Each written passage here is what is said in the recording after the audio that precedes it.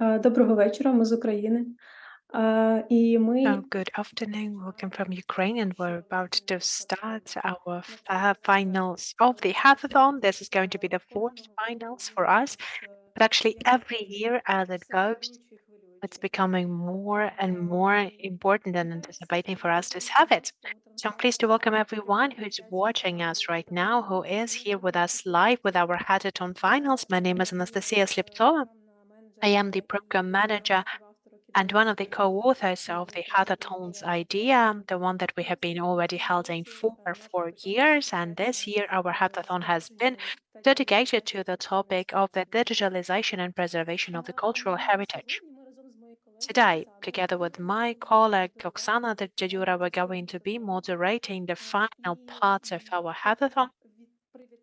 And I would like to welcome all of you and congratulate you with coming to the finals of our 7 days marathon. So I was really inspired by the Slack chat that you've had.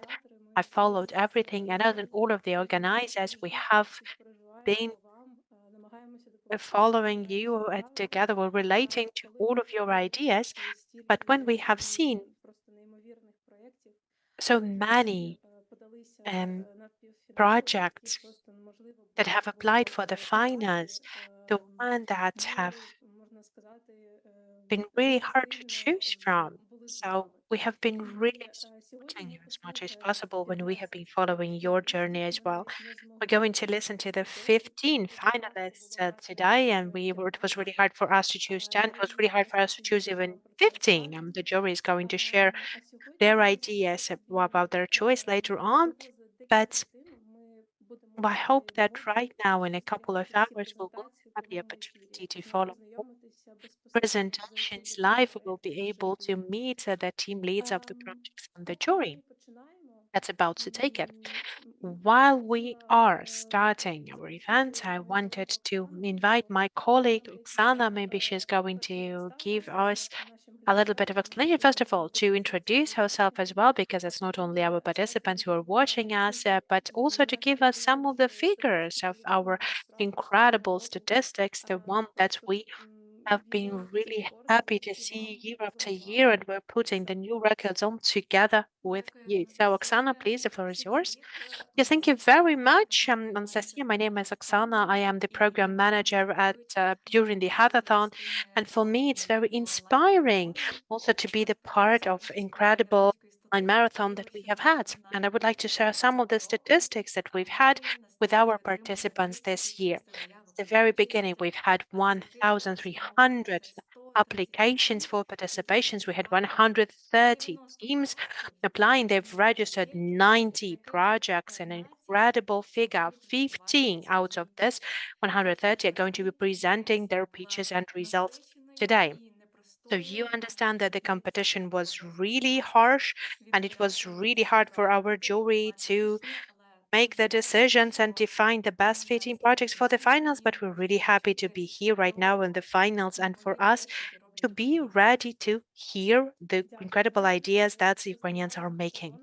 You know, Oksana, I have been following the hackathon for the couple of last days, and I have thoughts of how active our participants are, how how they coming up together, even though the differences in the time zones, the differences to the different limitations that they face, and even the online format, the one that has got us really tired, it gives us a lot of new tools. It helps us to save the time, but still, that's something that really gets you tired because, like, a lot of people have a day job that they have to complete, and a lot of our participants they work for everyday life and everyday job. We have seen all of your links. We have seen all of your cats, dogs, pets. We have seen your studio, the one that you worked with. That was really inspiring for us as well. Tell us more of your stories because we would really like to know what's going on behind the curtains of your main work. And our Slack, it was always full of the different messages and, the introductions from the participants. We had very different participants coming from the small cities, big cities. I had a lot of participants who have now been abroad. We wanted to get the whole statistics ready, and we're going to provide it after the hackathon is going to be completed. We're going to show you what broad geography we have had this year.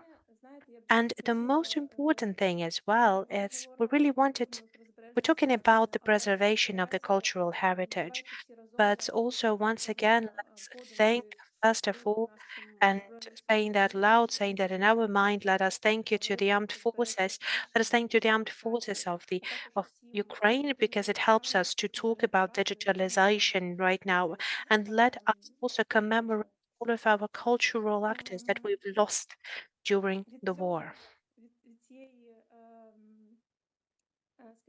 So starting with that, and we know that throughout this project, we are working on this project with a very productive collaboration of the different cultural and technological institutions. We have been collaborating with the House of Europe, with Goethe-Institut to Ukraine, and the Digitizing Space Innovation Agency with the support of the European Union. We also have had a lot of support from our technological ecosystem, the techno ecosystem of Ukraine. We have support from our partners with the cultural heritage sector, and we're really proud and really happy that we were able to unite those two worlds that are sometimes really separated in the real life. And we really want to see this ecosystem working further on, not only during the hackathons, after the hackathons, and even without the hackathons, just for it to be collaborating and existing. And also, I really wanted to have a very reminder of our partners that help to share the information, spread the words, talk about the hackathon, to get all of you together. That would be the Ukrainian National Memory Institute, the Ecosystem Project. That would be also the media Spaca cases, the projector, the USA Art News. We see that we've already had some of the international visibility as well. We even had one English speaking team, and we have already told them that we're going to have a Ukrainian language hackathon, but they have still found some of the team members from Ukraine, the one that have applied and the one have got into the semifinals. I'm not aware if they are in the finals, actually. Maybe we will learn a little bit later about that. But I think that already getting the international visibility as well year after year. We've also had among our partners the Celeb Ukraine, Happy Monday, the Accelerator 1991, the Basilic Media, the Mayak Media, Ukrainian Cultural Fund, Ukrainian Social Venture Fund, iForum 2023, the one that is going to provide the tickets for for the teams, and our jury is going to be deciding which of the teams are going to be presenting at the iForum. In Science, iCluster, Tech Ukraine, Startup Depot, Unit City, um, yep, and to the Venture Development Agency. We're really grateful to all of our partners for their support. We're always thinking about the long-term collaboration because we do believe that a lot of you have worked with mentors from this businesses and from these partners, and a lot of you have been reading those media and know about those pages, and maybe you have even found us through our informational and communicational partners. So, just wanted to remind you that our hackathon has started with an educational program, and we still have interesting partners with our content parts, the one that has shared their experience. You know that it's all been done on a volunteers basis. So basically, we're really proud, and we're really grateful to all of our mentors, to all of our speakers, and to our jury members, the one had joined us for to support the cultural and heritage in this really turmoiling and challenging times. So, just a second, Oksana, would you like to add something to that? Well, yes, actually, yes, we wanted to say that we're really happy that we will have the opportunity to listen to our participants right now, and I just wanted to remind you how it's going to be held and what we're going to be doing. We're going to give the floor to our participants who's going to pitch their project up to 3 minutes, and after that, the juries have the opportunity to ask some questions if they're going to have any. This is how we're going to establish our collaboration further on, and I'm really eager to hear the projects, to listen to the projects that got into the finals. Yes, right, you are. We've already told you that we had 90 projects in the semifinals, and we have decided that will be 15 projects that are going to compete for the main prizes. Who were the people that evaluated all the projects of our participants? We would like to invite our jury for a very quick introduction.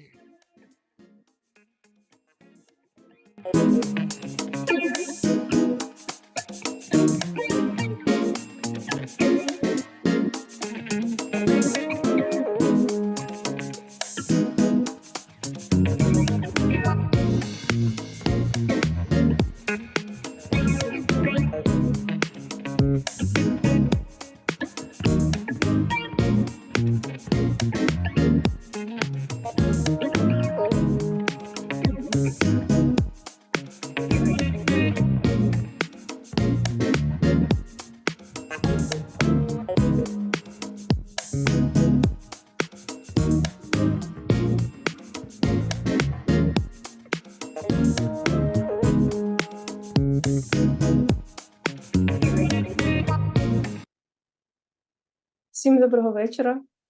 Дякуємо, Good що ви afternoon, провели everyone. сьогодні Once again, thank you very much for цей spending день your тут, Hatathon. Sunday by evaluating the Це дуже Hatathon важливо, що projects так because we багато actually команд haven't thought that they're працюють going to have so many над projects coming up, and that will be so cool that you will have to навіть не можу consider уявити, each як and це every one of those важко. projects. I can't even imagine how hard it was for you to evaluate those projects because it was a really І big responsibility to choose the best projects. And again, it is needed right now. So after we're going to listening to the pitches, you will have to make sure that you will choose the best of the best. But let us meet the jury. Let us meet the jury that we have. And maybe I think that I will introduce each and every one of you, and then you will give a couple of words. Maybe there will be a couple of words about the impressions that you have from the applicants that we've had and the projects that you have been working with and you have evaluated, because we have people from different expertise and we tried to get the balance with each hackathon. We're getting the representatives of the cultural sectors, the representatives of the tech sectors as well. And it's always very interesting to hear the general impression that our jury have had. So we had Irina Glik, our jury, the independent expert on digitalization of the cultural heritage. We have Oleksandr Diatlov, who is the CEO of Teraz by Jooble, and Oleksandr Yatsenko, the head of the board historical session. And we also have Daryna Zhyvohliadova, and we also have Ilona Demchenko, who is our advisor and the veteran of the Hatathon and is the representatives of House of Europe. So let us start with a very short intro. So Irina, I know that's early morning for you right now, and I know that you've also been a mentor at the Hatathon. Can you give us about a little bit of feedback from your experience? Yes, thank you very much. I will be very brief, and thank you very much for this opportunity to express my opinions about this experience as well. You know, as for Amanda, I worked with many teams and I was really surprised by them, and it was a great privilege for me. And I really loved how the diversified all of the projects and the initiatives were there. It was a very strong impression. I don't know if I can comment and voice it out. What were the projects that really impressed me? But what I really liked how different and diverse those projects were and how they have the complex approach in implementing their solutions in the future. So that was really impressive for me. Are you ready to choose the best? Yes. Thank you. Okay, so Oleksandr Dadlo, please. So Oleksandr, you have been a veteran of the hackathon as well. You have been an expert and mentor and team mentor throughout all of the history of hackathon. So right now you're the member of our jury. Can you share your impressions of our finalists this year? Hi everyone. Yes, I think that the teams are very cool this year, and I was really impressed how many really cool projects we have, and the real cool projects that are targeting the really important issues that Ukraine is currently facing. And I have a couple of favorite teams and the projects that I'm going to say what kind of projects those are. I do wish all of their teams the best of luck and to give a greatest presentation, and I wish the best team to win. Okay, yes, there's a lot will depend on the pitches right now, so please, teams, be ready to do the best you can. Oleksandr Yatsenko, again, I do remember that last year you have been in our mentoring team. Oh, no, no. Okay. So this is the first time you're joining us. Yes, that's the first time for me, but actually I've already had a lot of good experience already. And Nastya, you have told us about the records of the hackathon that you've had. And I can honestly say that I've also has set out my personal record, 90 projects in 3 hours. That was something I've never done in my life before. So that was incredible experience already. So dear friends, I'm happy to see everyone. Personally, I'm really, really satisfied that my day, that my Sunday personally is being dedicated to you, and it's not over yet. And I have high hopes for the finals because having reviewed all of the projects, all of the teams, the one that got to the semifinals, I can clearly tell you that the competition was tremendous, and you will see that in this points as well. There was just a minimum difference. It's just 1 point could resolve whether you will get to the finals or no. I'm really happy with this competition, with this level of projects. I'm really happy that there's not just a lot of teams have a great potential that already have the value for the cultural industries and cultural funds, but they also have the venture potential as well. So there is a financial component that can be used as well. And some of the teams, as Sashko has already said as well, they have some really good perspectives. And I even have had some of the favorites of my own as well. But this is even getting us more interested in seeing the teams and hearing the teams, not to see their presentations and texts. So I'll pass the floor to my colleagues. Yes, thank you very much. Even if your favorite teams are not going to be the part of our finals, we'll be really happy to share your contacts, and maybe you will also can give them some of the advice of how they can develop further on, because we're trying to be mostly open to all of the collaboration. Let us now give the floor to our cultural professionals. Daryna, please, would like to know your opinion about this 90 projects in 3 hours that you had to evaluate. Yes, Nastya, thank you very much for the invitation. And I've also had this unique opportunity to be the mentor and to be the part of the jury. And, it's really hard to talk after the other members of the jury because, my colleagues have already mentioned very important things already. But I think I'm just going to, first of all, thank all of our participants and a lot of the participants that we've had. And I'm going to quote Valery Zaluzhny, who said that it's not enough to believe in the victory, you have to make it happen. I'm really happy that you have made this victory happen, all of you, all of those participants, all of the mentors, everyone that participated in the educational systems, and all of the organizers. You are making this victory happen. And I also wanted to say that for the ALIPH Foundation and in the emergency action to work with the digitalization, that is something that ALIPH stimulates and really looks up forward to. And I also wanted to outline the peculiarity, I think the peculiarity of all of the projects, as might you have seen as well already, that almost in every description it has been noted down that the inspiration and the stimula for creating and making this project happen was a personal story, something that was personally experienced by the team. So I think that is something that is of the greatest value as well. Thank you. Thank you very much. And we're hoping to see the pictures already. And I want to wish all of the participants here in the finals, please not be afraid of actually telling that your project has the best and make persuading us with that. Okay, Ilona, I have left you for the end because I know that you're the one that really cares for all of the participants because you have been with all of our participants throughout the whole online marathon. And we've also developed this concept of the project together, and we try to find the best understanding how we can present this project in the best way, how we can get people together. Can you please tell us about how this year and the project of this year is different from others years as well, or maybe it's the same? Well, we're here in this jury. I am the carrier of the cultural heritage of our hackathons already. And every year is special, and every year is special.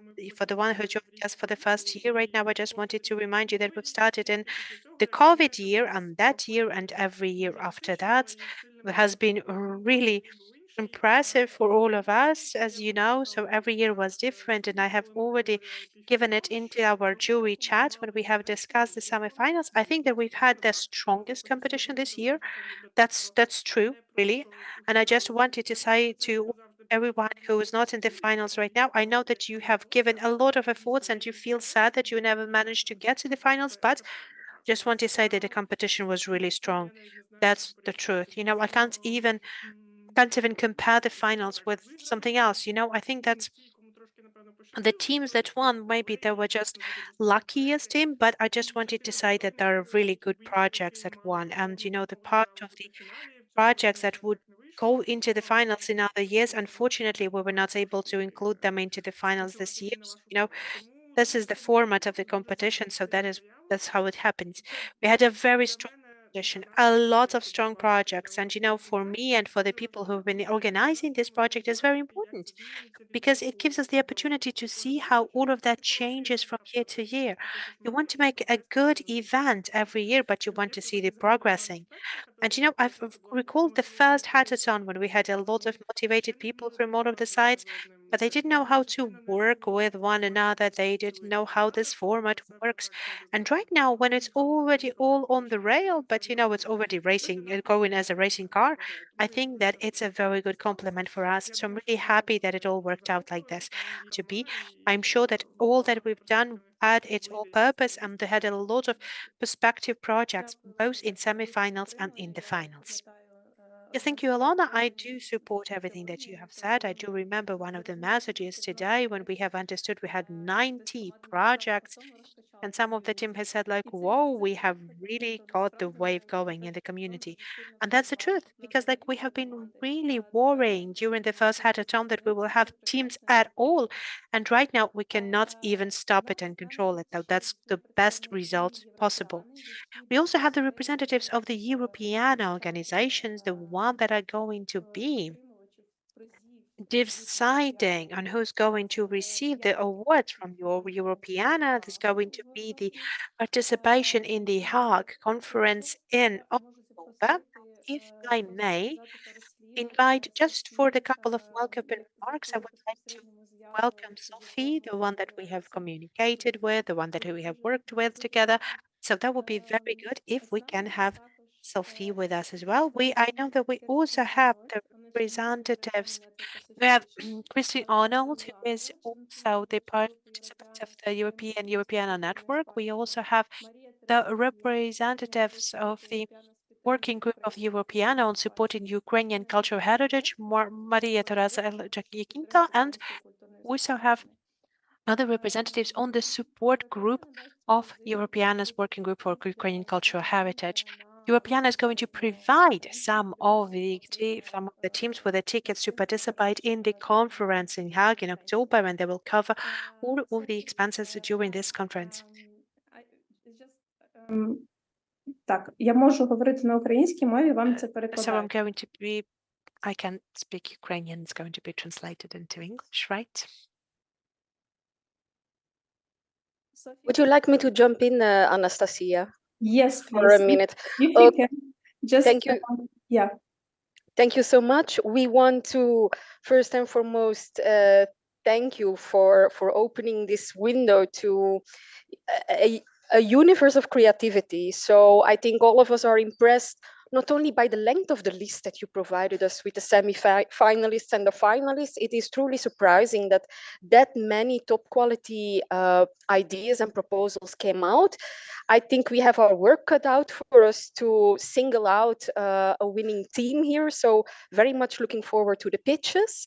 And yes, indeed, to meeting representatives of the winning team in the Netherlands later this year. We want to wish all the competitors good luck. Don't be shy. Be straightforward, believe in your project. I did not see a single one that I didn't like or appreciate. So looking forward to seeing some energy here on the pitching floor. Thank you, Sophie. Or as we say in Ukrainian, дякуємо. You're welcome. Thank you. І я думаю, що зараз вже And час. I think that it's high time for us to switch to the presentation and the pitches that everyone is waiting for. I'm really grateful to all of our jury, the participants. May the force be with you, and a brief reminder of how we're going to do that.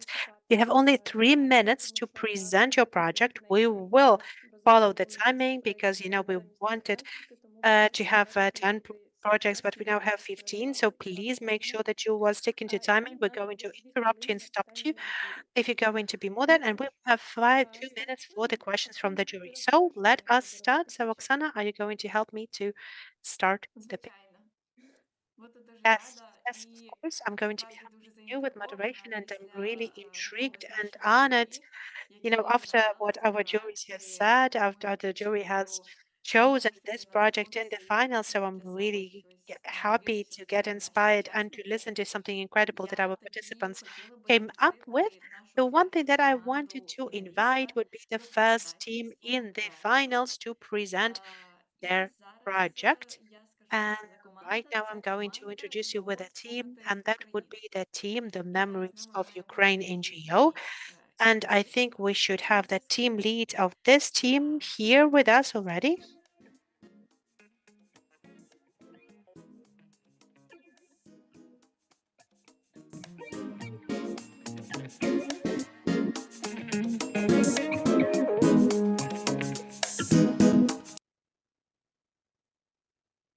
Irina, we're pleased to welcome you here. And we will happy to hear your presentation. So I'm not going to take your time, and your time starts right away right now. Hi everyone, my name is Irina. Thank you very much for the hackathon. We've came here with a project from the memories of the military men on behalf of our NGOs. We know there's problem that we're losing a lot of young, talented women and men, and we're losing a lot of people as the heroes of Ukraine. So they have a lot of interesting and incredible knowledge of what happened in the front line, what happened in the war line as well. So what we do, we're commemorating the memory of the deceased, and we're writing the new history of Ukraine in the new faces. How do we do that? We're working with an interactive board, the one that you can scan with the help of your smartphones, and with the help of the augmented reality, you're going to watch a short film or an interview with our heroes or protagonists. But the serious moment was that we've had only 1,000 applications, and we only were able to work with 120 of those. So that is why we came here to Hatathon to learn more about the artificial intelligence tools.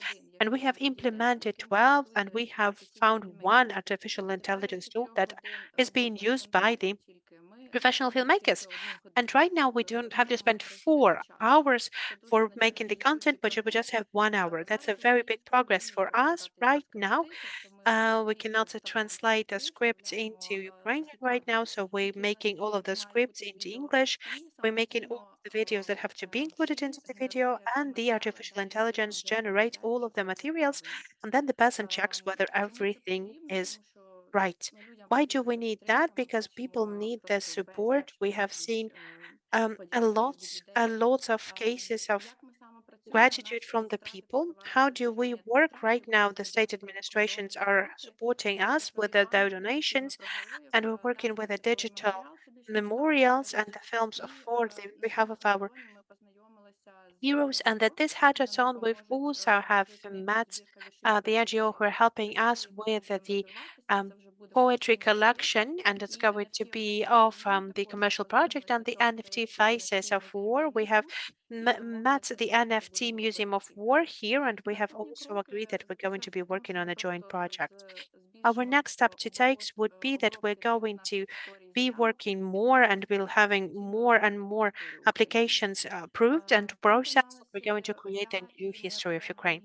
We were working together on this call on this project, myself and my colleague Angelina. We have analyzed many projects together, and I'm really happy that we've got to this stage together. This is our media and business partners, and let us create history right now and not to wait for it to thank you very much for this chance. I do believe that the hackathons, it's you have to participate in that all the time, because that is very stressful, but still you find the best way to resolve your problem. Thank you very much.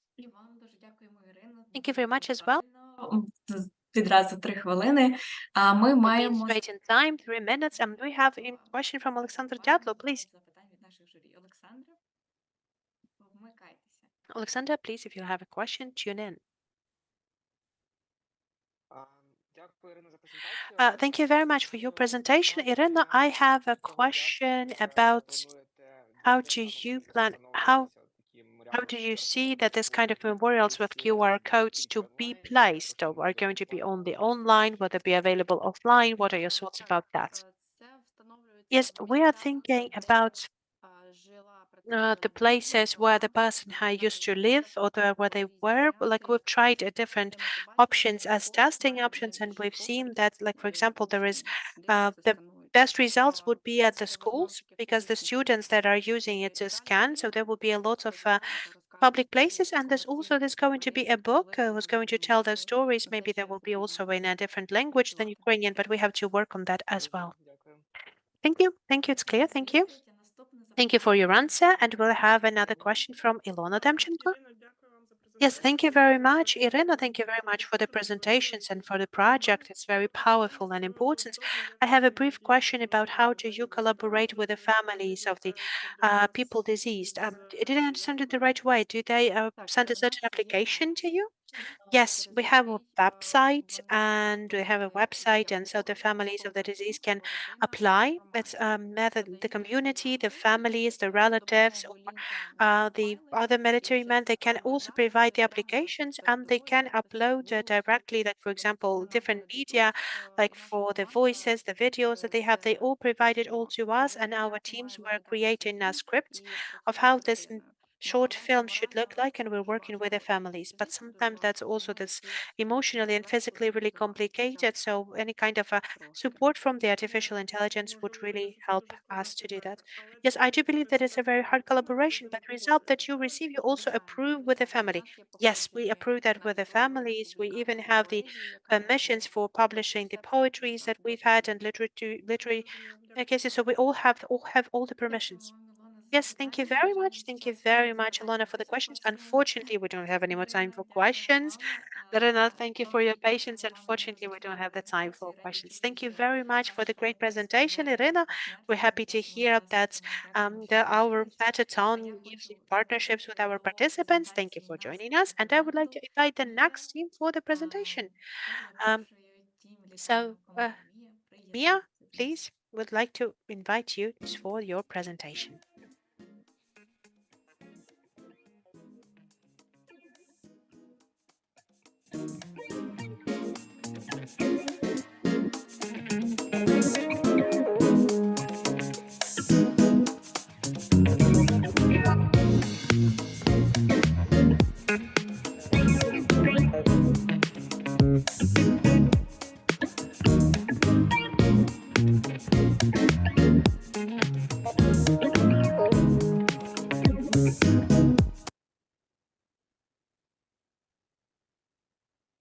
Максиме, вітаємо So, вас. Maxim, pleased to welcome you. Yes, hi everyone. We're pleased to see you as well. Yes, I'm really happy to see you as well. So, but best of success. Would like to start here. Yes, thank you very much. Our team is called Mia, and our project called Ethnohuts. What do you mean by that? Let us start with the project and get into the context. So the project that we are working with is the authentic Ukrainian houses of 17th till 20th century. Speaking about these ethno houses, The general problem is quite clear that it's kind of a very niche segment of tourism. So yes, this is the ethno-tourism. The biggest problem is the lack of promotion and the bad situation with all of these houses. So what we would like to offer to create an online platform, Ethno Huts, that is going to be promoting the ethno leisure as an alternative to the usual hotels in Ukraine. So our solution is divided in four stages. The first two during the start of the project and two during the offline. After we have researched the market based on the statistics, we have understood that the market of the domestic tourism in Ukraine has a huge potential for development and has shown the positive statistics and the positive dynamics of development. The innovation and uniqueness of our project is because it's promoting the Ukrainian cultural heritage with the contemporary form. So we're giving our users the opportunity to get to better and to know better the Ukrainian cultural heritage with the help of the ethno houses that are certain museums under the open sky. How we can impact and how we can be scaled up. So our project has a huge importance for preserving the cultural heritage of Ukraine because it's going to be promoting and developing the ethno tourism as a unique and important objects of culture. Speaking about the scaling up, our project is going to be an online platform, the one that can be easily adapted depending on the market needs and the market broadening. The target audience are the young people from 18 to 35 years old from the big cities and medium cities. The business partner is built on the partnership with the booking.com that will give us the opportunity also to have additional commission for the booking throughout our platform and the also minimizing risks with that. We are an informational platform. We will provide just the information about those ethno houses. What will be the profitability of that? The amount of money for the development of this platform is not very huge, and in order for us to get to the profitability, we will need to have just 725 bookings. If we will divide it into 1 year, so we will see that we will have to need just 3.5 bookings a day for 20 ethno houses. That were very good profitability plan and return investment plan, understanding that we're not even counting in the tourist seasons. Then creating the NTP, having the legal entity created, building up the official partnership, and then we'll start in the scaling up, as I've already said before. That's our team that you can see and the contact that you can use to contact us. Thank you very much. Thank you very much, Maxim, for your presentation. I would have definitely been the user of your website. That was sure interesting. We have a question from Oleksandr Diatlov, please. Yes, thank you very much. Thank you very much for your presentation. And I have a question from what have I understood with your market. You have a marketplace model, but I just wanted to ask you about those houses. So, how many houses do you actually have? How you're going to be developing that, and whether you believe that there's a big market of that? How many houses there are that can be rented out? Speaking about the market itself, so what we have known right now in the free act, we have found 20 ethno houses that can already be booked. They can be booked, for example, at the booking.com through Airbnb and other websites. And our business model it's not directly as a marketplace because we mostly be working as an informational resource. So we will inform people about the amounts of those ethnic houses, why they should stay there. We'll giving them interesting places around those housings for the people to know, like what can they visit around that, and we will be providing the information and will then target the clients to the booking.com for the final bookings. We will take the responsibility for the bookings that will be created on their own. That would be our minimizations of the risks as well. Speaking about the market overall, there has been a lot of ethnical houses that have been really in a bad state overall. So what we're talking about the ethnic house, that would be a village, a rural house that has been renovated, with the minimal communications, for example, having the water and the lights. Thank you very much for your answers. We have also questions from Daryna. Yes, thank you very much. So that's not that much of a question, but maybe that's an offer and an advice. So maybe for the further collaboration with Ukraine, for example, because when I have been listening to your project, the first thing that I've thought about that would be working with Ukraine, because as a part of storytelling that you can work with, that would be a very good option for you to work as well. Yes, thank you very much for your presentation. Thank you. Thank you. Unfortunately, the time for question has run out. Alexandra, we will give you the chance to ask the question next time. Thank you very much, Maxim, for your presentation. That was really inspiring. And we hope to see your website to be able to use it. Thank you very much. Thank you very much. And I'm going to invite the next team for the pitching and presentation. Please welcome the UArt Memory team. And we're going to have the team lead of this team in a second.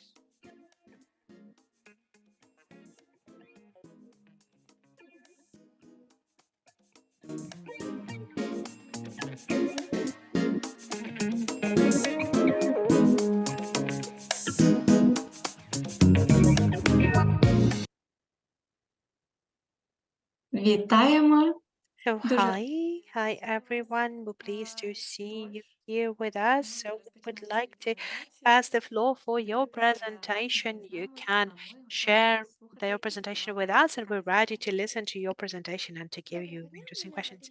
Hi, my name is Julia, and I would like to present you with our project, You Art Memory. First of all, this is the project that is dedicated to the person I've known myself. It's for Anton Derbilov, the sculptor and musician, and it is dedicated to all of the other Ukrainian artists that were killed by Russian forces. And we have a lot of people that we've lost to the war. There has been a lot of musicians, writers, and architects there. The people were never able to protect their memories or to provide their their art to the people, but we do believe that the world should know about them and the art that they have created. So that is why we decided to create a commemorational site for them.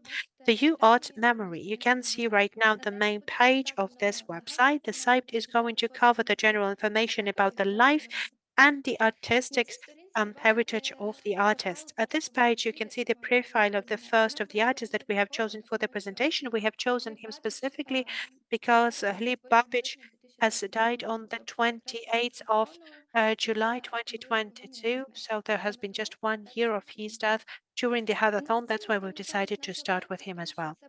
So the innovative and uniqueness of our website is that's going to be the first website dedicated to commemorating the artists. And the second important moment of our project that the site will represent not only the information about those people, but also their creative legacy in the digital format. So that's a charitable initiative. So we will need overall the support for creating the website and marketing. We're going to be financing ourselves with the grants, with crowdfunding, and with the donations of the people. Our project is going to improve the awareness of both Ukrainians and foreigners in Ukrainian contemporary art, and it's going to also support the patriotical education and bringing of the youth. Speaking about scaling, we wanted to create more language versions of the website so that more people would know about the existence of this website from all over the world. The different perspectives for the development, creating the art album, and also improving the technologies of the project by involving other technological companies to participate. During the hackathons, we have outlined the mission and the goals of the project. We've analyzed the current competition and then we created a SWOT analysis. We were able to engage the copywriter and the UX designer for the team to collect the information on the two artists to create the landing page and the page for one of our artists represented in the team. We also would like to have the technical professionals joining our team soon as possible, learning the legal issues with that, marketing, communicating with the relatives of the deceased, and providing the information, if updating the data on the website. And we're going to be continuing that while the war is on and while Ukrainian artists are dying from the hands of Russians. I'm really grateful to my team because without my team, it would never have turned into a real project. It would just have been an idea. Thank you very much. Thank you for your attention. Thank you very much for your presentation as well. We have the question straight away. Ilona, please. I see that you have raised the hand during the presentation. Yes, hi. Thank you very much for your presentation. Did I understand it the right way that you're thinking about this international focus about appealing to the international audience is one of the priorities for you? Both of the directions are of a high priority for us. First of all, for Ukrainians to know their own history as well, so we would have it first-handedly, and so we would keep that in mind and not forgetting about those people for sure. And of course, we would like to share this information abroad as well so that people would have a clear understanding of the scale of the war and that for them to understand that the war impacts not only our everyday life, but our future and our culture. We have already seen how it impacts the environment, but now we know how it impacts the culture. So both of all of these directions are important.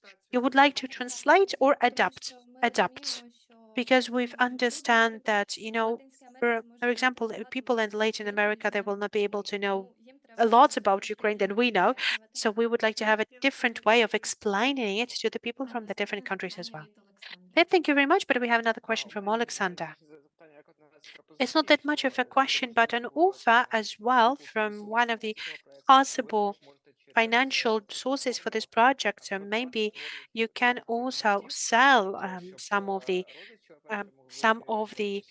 for example, cultural compositions of this authors there. So maybe that would also be one of the ways for you to finance your platform as well. And you will be maybe using some of the smaller commission debt for you to be sustainable, for you to be developing sustainably, not only with the help of grants, but also with generating a certain financial stream of that as well.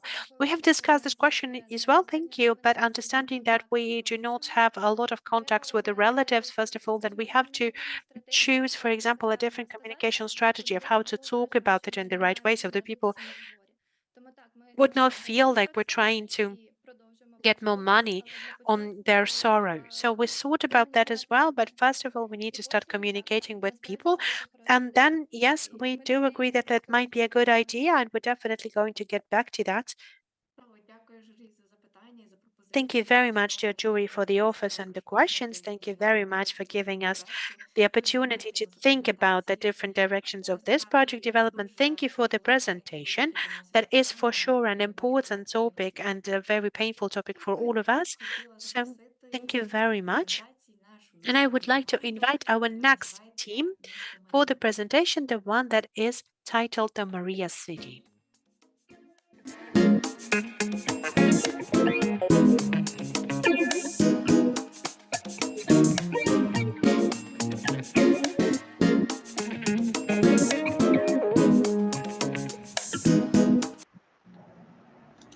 Що ж, тім лідеру So we see that the team lead of the Maria City team here is already. So please, we would like to ask you to start your presentation.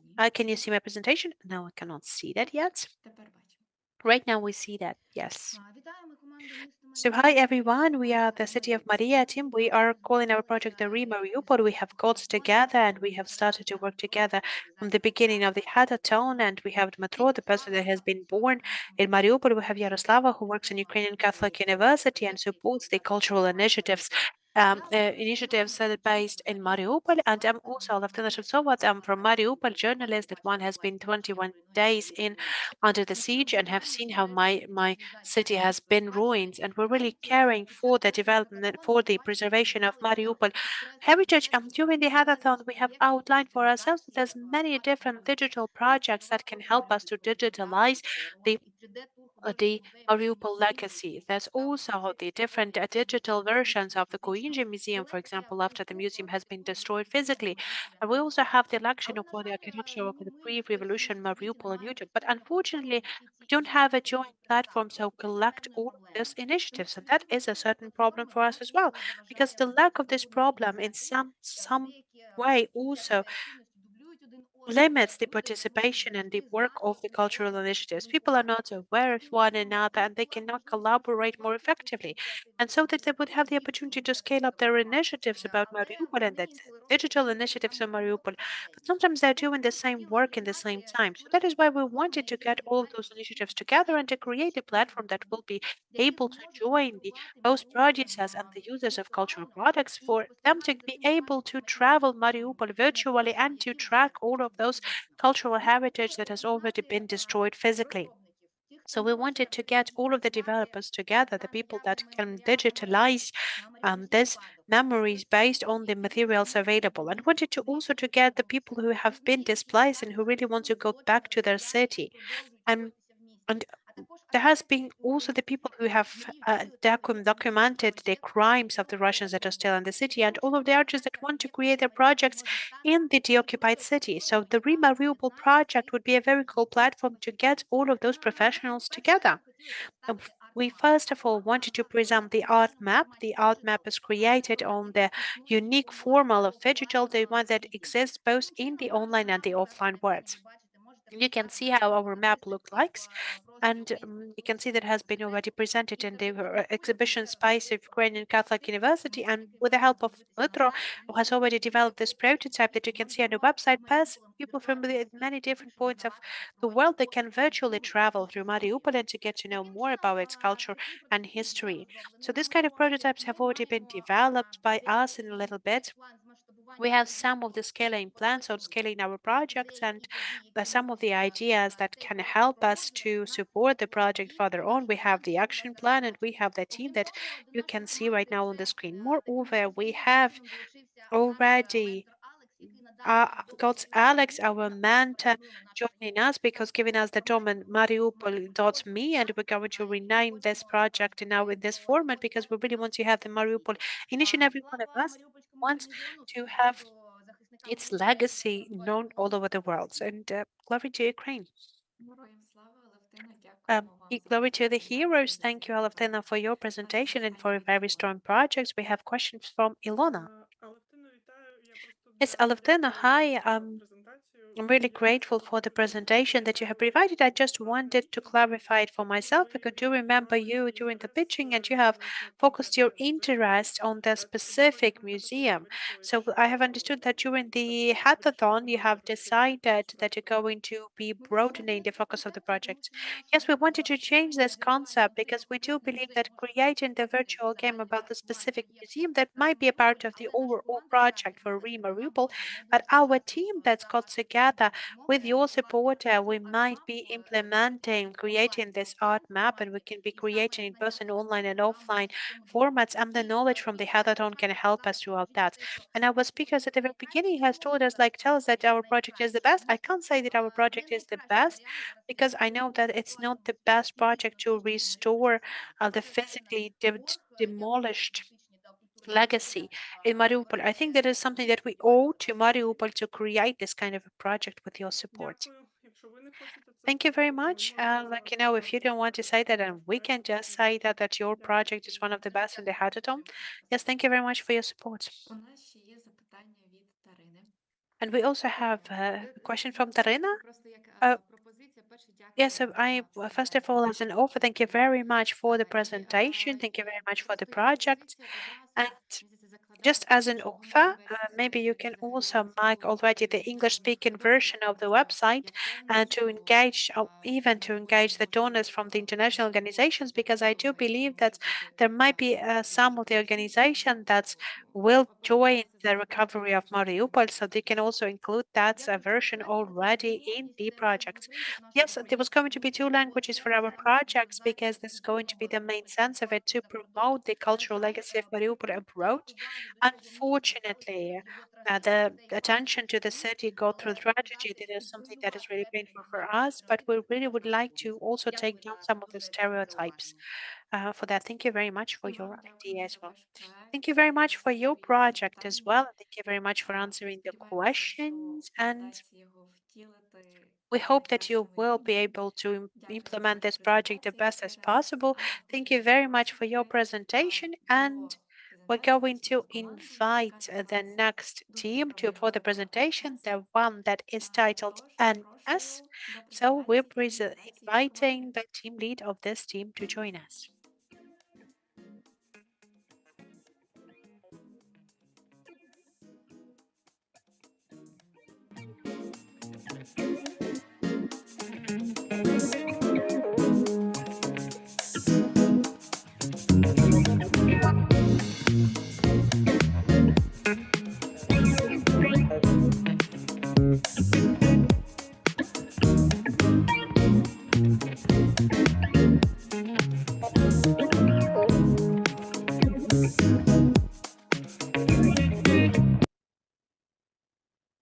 Тож, тімлід команди МС. So the team lead for the as the one that is the Meta Heritage team. So we're here. We have already the representative of the team. So please, the designers and the fan of the traditional clothes. So I really wanted to present you with a very cool and promising project, Meta Heritage. And the combination of tradition and the modern technologies is the meta heritage. The 3D reproduction of Ukrainian costume is the meta heritage. We would like to provide the opportunity to provide the unique traditions and national identity in the digital world. It's there's also a lot of problems of the low awareness of our everyday population. We also have the war overall in Ukraine that really demolishes the Ukrainian heritage. So we would like to use the modern digital technologies with a 3D SAP for creating the costumes, building its texture and the qualities of the fabrics. It's something that will help us to transform the unique cultural heritage into digital world, to preserve the to exhibition of components and to use it in the 3D technology as well. We will have the more access to this heritage and to promote Ukrainian culture all around the world, to provide the educational and awareness work, to provide to improve the cultural dialogue all over the world, and to support the cultural sector as well. We'd like to integrate them into the digital fashion, AR filters, and to have the virtual exponents in the museums. And we also have a different metaverse project as well. We want our heritage to be developing and living further on. We would like to commercialize our projects, or for example, using your photo with a digital costume to save the items and NFT into in the meta universe, also using that in the everyday fashion industries and advertisement, using creating the 3D models in the gaming. We need a little bit of granting support for that. That we have a big potential to return all of the investment throughout this year and to support the social initiatives and to promote Ukrainian culture. An important component of the meta heritage is the support of museums, our traditional craftsmen, and to create the opportunities for the creators and ethnologists to work together. Our team has incredible people, the 3D artists that have got together with the 3D sphere, and right now you can see the result of our work and our soul. Together, we have started with creating the 3D models, looking for ideas, and finding the opportunities for its implementation. So every person has the right to memory, and when we're losing a part of our memory, we're losing the part of ourselves. Thank you very much for your attention. Please join us in the social media, promote Ukrainian products and Ukraine with our help as well. Thank you very much for your presentation, Tata. We're definitely going to be joining you in promoting Ukrainian products together with you. So we have a question from Oleksandr. Yes, thank you very much, Tata, for your pitch. The question is as follows. So, can you tell us what would be your personal ambition? Because, like, if you have discussed it with a team, what would be the ambition of the team as well? Our ambition is, for example, I'm coming from the Crimea Peninsula, and I'm from the territory that is under the occupation, and we're coming from different regions of Ukraine, and we really would like to share our experience and our knowledge. We would like to use only for our commercial projects, but we want to help to develop Ukrainian culture as well. That would be the joint goal for me and for my friends, is to support Ukrainian culture. Thank you very much for the answer. And we also have a question from Sophie. So please, Sophie. Tata, thank you so much for presenting this. That was a really cool demo, really cool idea. I have a kind of a recommendation, maybe also to consider a little bit digitalizing the patterns of the clothes and making them available under a kind of open license, so that people would be able to reproduce or to use some elements of the clothing in their own designs. I don't know if this was part of the setup, but it's something that we have been working on with the Fashion Museum in Antwerp, in Belgium. And this is really a way to have people interact with heritage while doing something creative. So if you would see a possibility to do that, I think it would really help putting Ukrainian clothing in a wider international pipeline of fashion lovers. Thank you very much for this idea. Yes, we also had this idea during the hackathon. We've also been working with another 3D designer. We're going to be working on that. We will be using some of the parts of Ukrainian costume into the modern design as well. And in the meta universe, we're going to be using this combination, for example, of Ukrainian antics and the futuristic fashion that is now available. Дякуємо, тато, за відповідь. Thank you. Thank you very much for your questions and for your answers. And thank you very much for the recommendation from Sophie. That was a really interesting idea as well. Thank you very much, Tata, for your project. We have to move on. I just wanted to say that we've already have 5 of the projects presented. We still have 10 projects to be presented. And the next project is going to be presented by the UP team.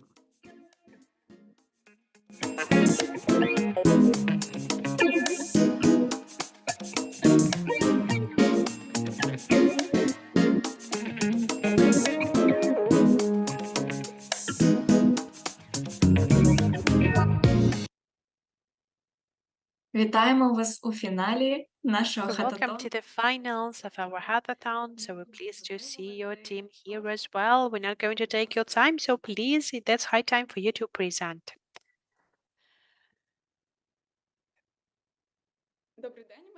So hi everyone, my name is Anastasia and I'm the team lead of the UB team. Our project is titled the Ukrainian Bit. That would be the modern contemporary library of Ukrainian sounds. That will be the first online guide platform that is dedicated to promoting, developing and researching the non-feasible heritage of Ukraine and in the musical sphere.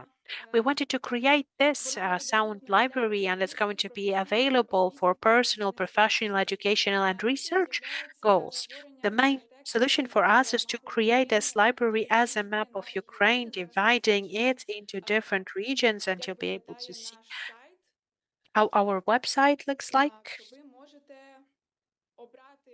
You can choose any of our regions, then you're going through the website and you're getting inside of this website and you can see the one after another the dissemination of the musical components.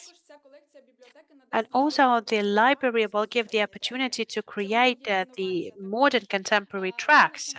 That is an innovation as well. So you can save the materials there and you can also upload them into the database. Our unique point is that you will be able to hear, to see, to read the Ukrainian sound because we can see the Ukrainian tool, so you can listen to how the Ukrainian songs have been sang.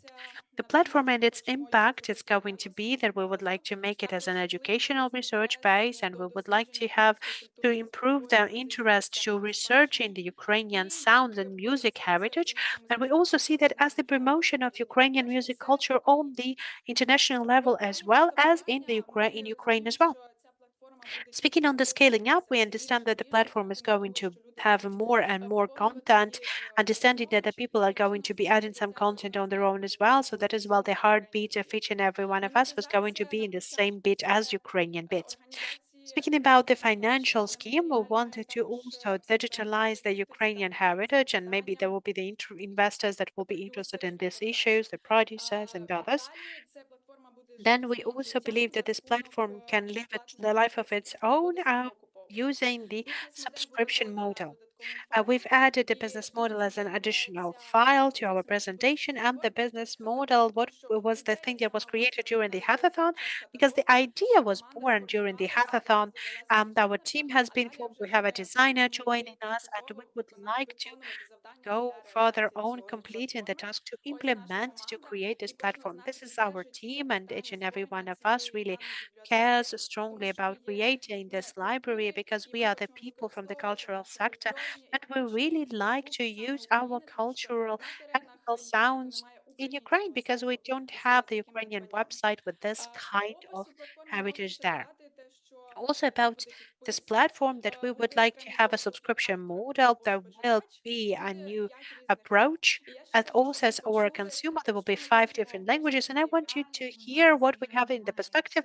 We don't have that song. We already had created a music track when we're using the folklore music with that. So that would be one of the things that's maybe some people of the jury they will save you with the questions asking to have a bit of this track, but let us have the questions. We have questions from Oleksandr. Yeah, no, we have 2 Oleksandrs, but I'm going to use this opportunity because I've also wanted to ask you to give us the sound. And the second question that would be, have you researched this kind of a projects all over the world, so whether you know that they exist in the different parts of the world, because the problem would be identical for any other nation as well. Thank you. Yes, I know that speaking about the projects here, that I know that there are some separate projects in Ukraine, but there's no such kind of a library. For example, we have the polyphony project, there is the artifact project that have also created the sounds of Chernobyl. In the other countries, I know that there was be the BBC Library of Sounds, but overall, I haven't heard that there would have been the library of the specific country existing. So that will be the answer from myself, and I will give you a little bit of a taste of a track.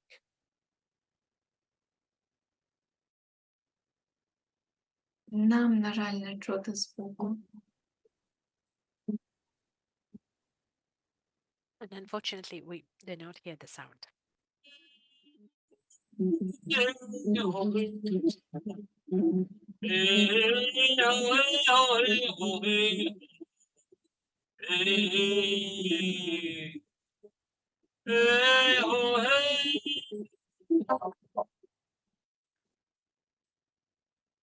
Ну, ось в такому стилі виконаний сучасний трек. That Це should дійсно have been the style that we're using for the modern tracks. That is very important for the sound producers to have this kind of library, not just for the people from like film or teachers and the researchers for the ethnomusic and the folklore. Thank you very much for your answer. That would be very good for us to hear your recordings. We still have some questions and questions, and we have Oleksandr Diatlov as well. Yes, thank you very much for the presentation. I have a question. Have you considered the opportunity of working as a marketplace? When on one hand, there would be the creators that have been creating using the melody with the sound, and then the one that could be selling it and one that could be buying those models. Yes, maybe during the presentation it haven't been quite clear, but we also have included that and in the presentation, and that would be we want to create it as a database, like you there is like you are as an author and you as a consumer you can use it as a user to use it in the different programs, and you can use that on our website. So we're preserving the heritage that we already have and creating the new projects as well, continuing this Ukrainian bit will going on. Yes, thank you very much, and thank you very much for your questions, and thank you very much for your presentation. And we are going to be following the next part of our pitch, and the next team that is going to be invited, that would be the Tvorimo Create Comp team.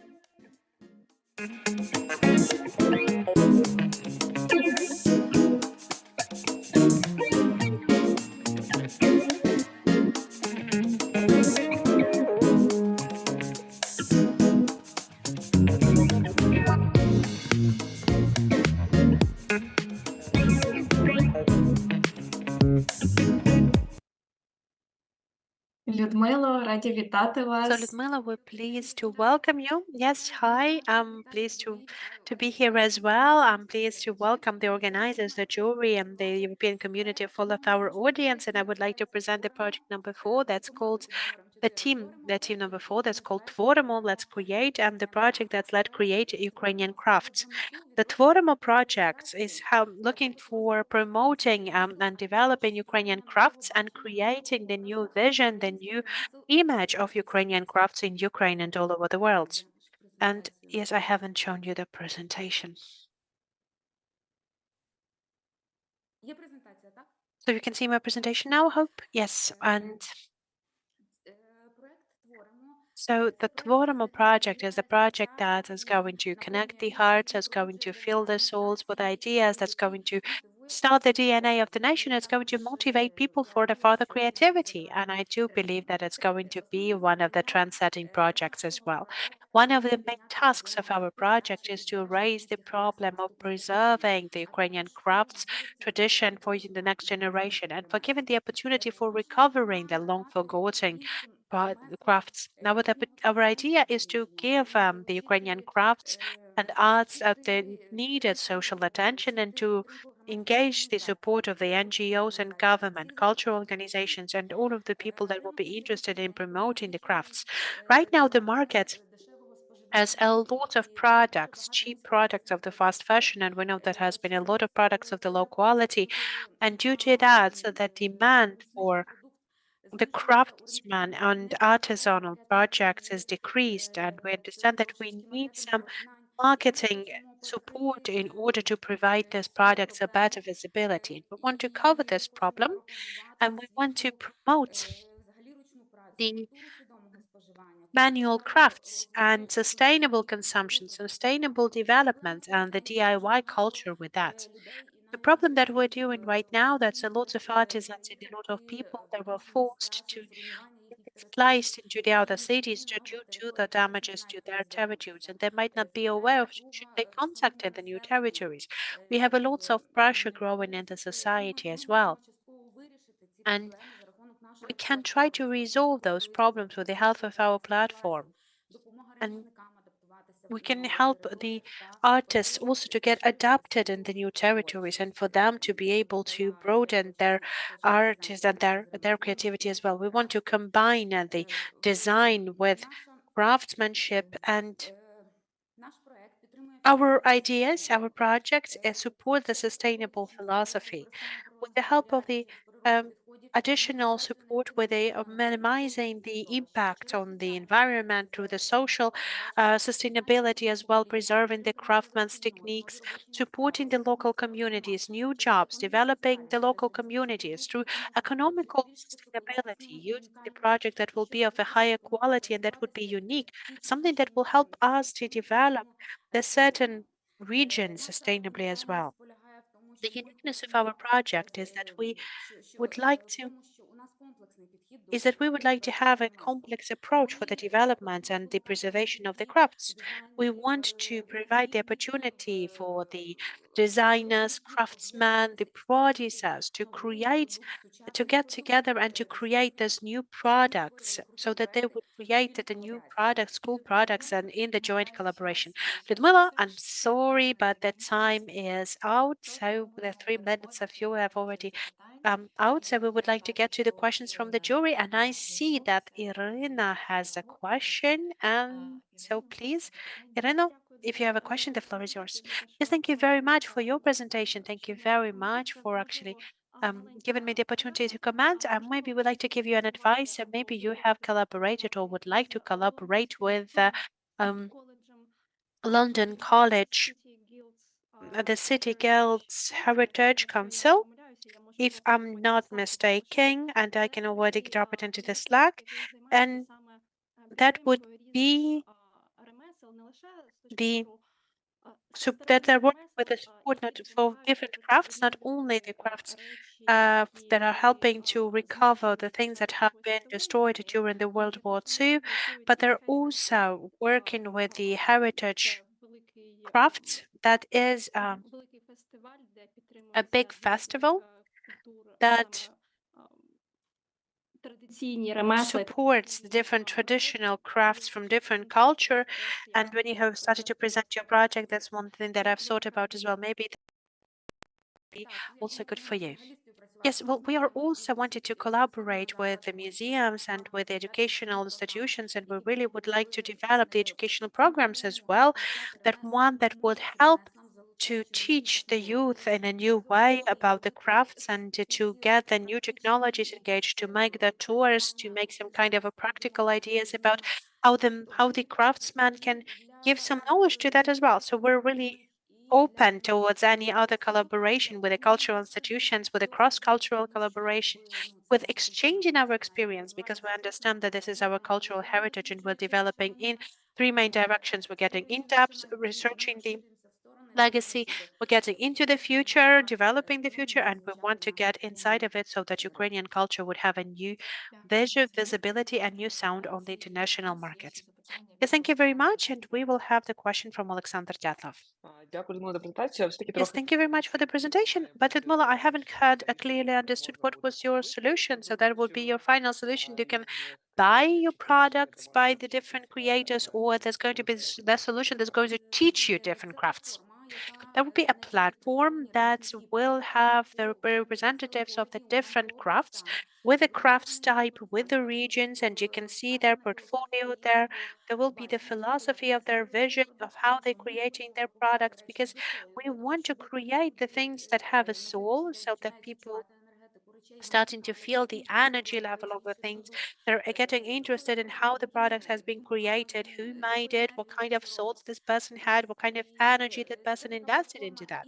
So that will be the platform for those designers who would like to ask for some collaborations, and we would like to digitalize the models um, by the by the people, and they can already use this, like for example 3D models in visualizing the spaces. We really would like to have the artisans and craftsmen to collaborate with one another, so it's actually give you the more time for search. And we also have the three communication channels of from craftsman to craftsman, and then with the people that are going to collaborate with for the building the different collaborations, and the people, the one that are going to be interested in culture, who would like to learn some of the crafts using just, for example, the master classes in our educational platform, in the channel of our platform.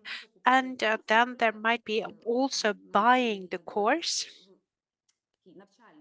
educational course from the specific master, from the specific craftsman.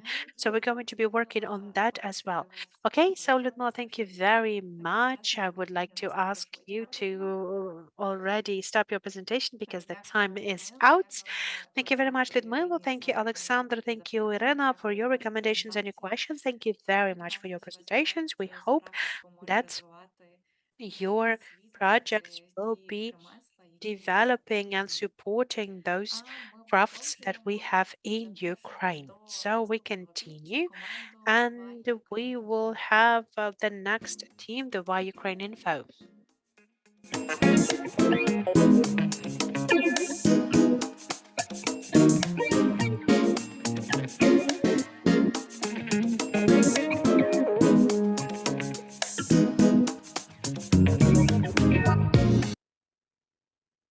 Що ж, до нас уже доєдналася тімлідерка So we команди. have the team lead from Why Ukraine Info team. So I would like to pass the floor to her. You can start your presentation.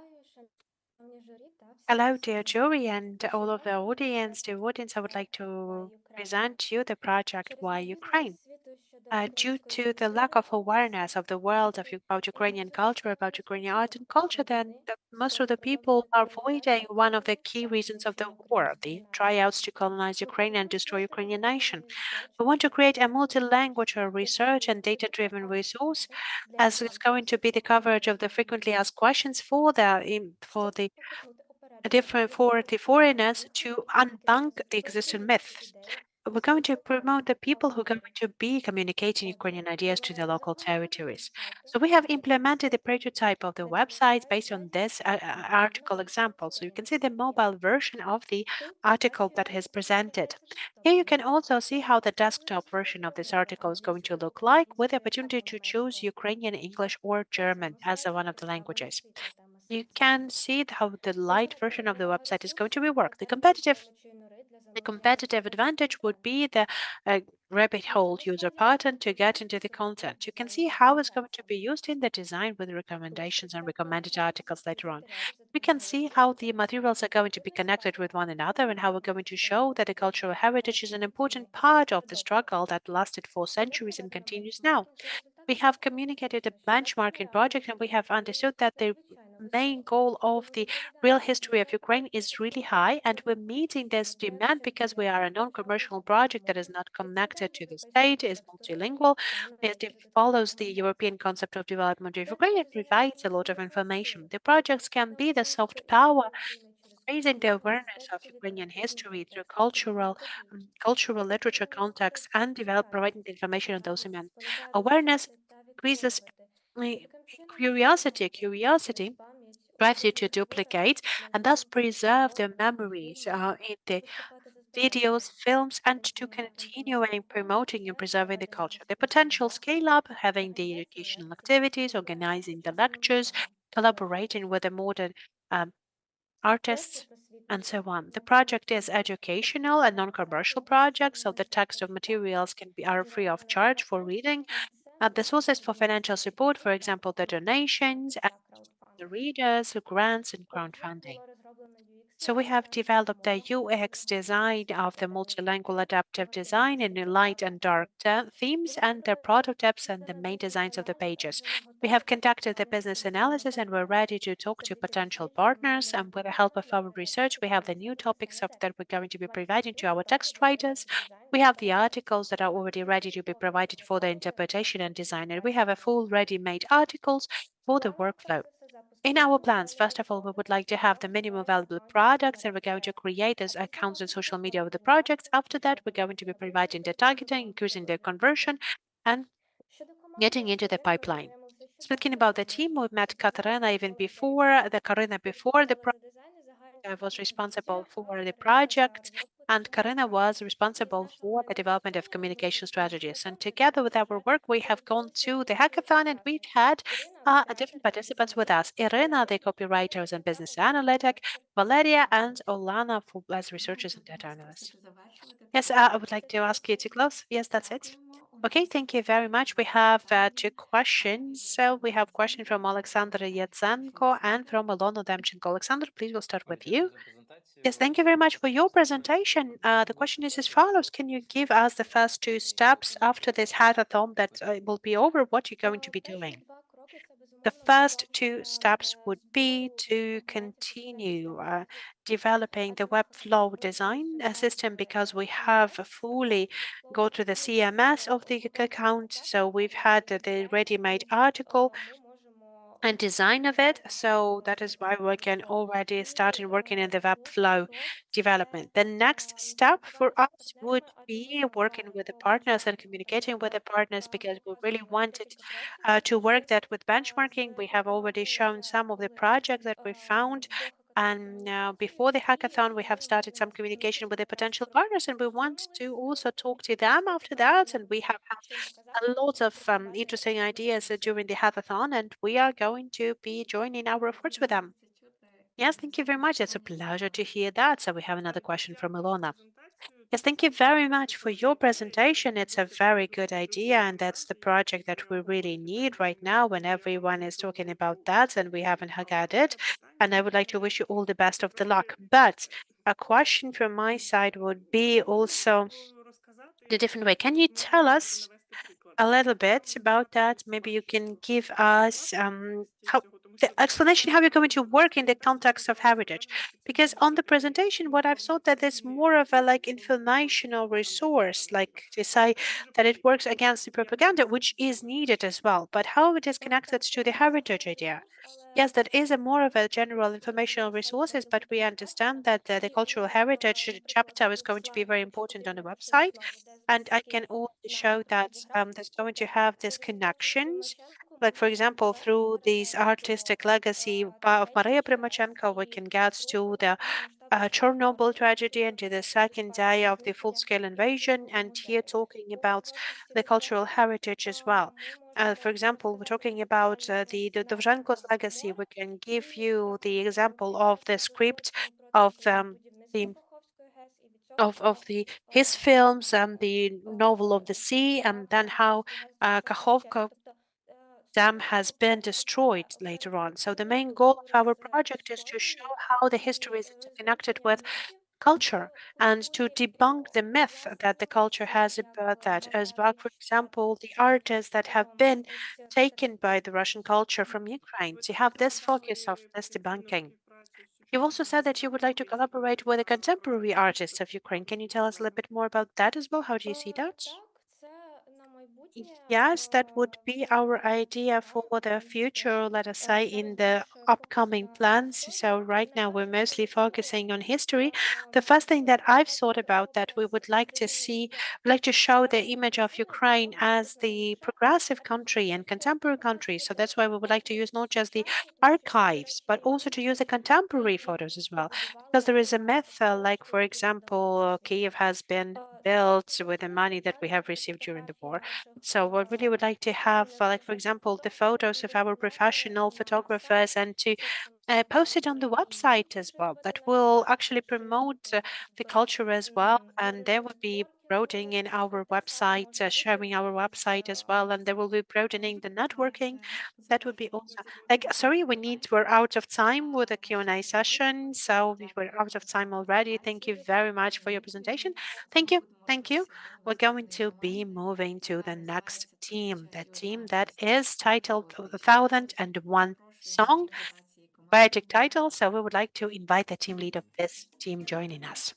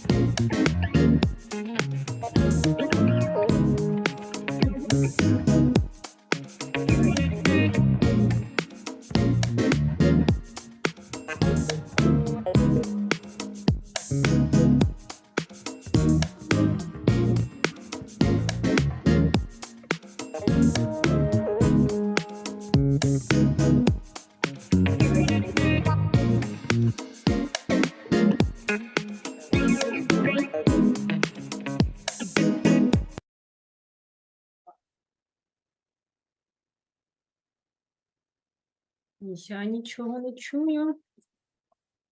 А ми We повертаємося до didn't вас. seem to have the sound, but yes, we are back to you with yet another. We have announced that 1001 songs, but that team is going to be next. Sorry for that, but we're going to have the landscape digital team presentation, so we'll pass the floor to them. Yes, I hope that you can hear me. Can you hear me well? Yes, good.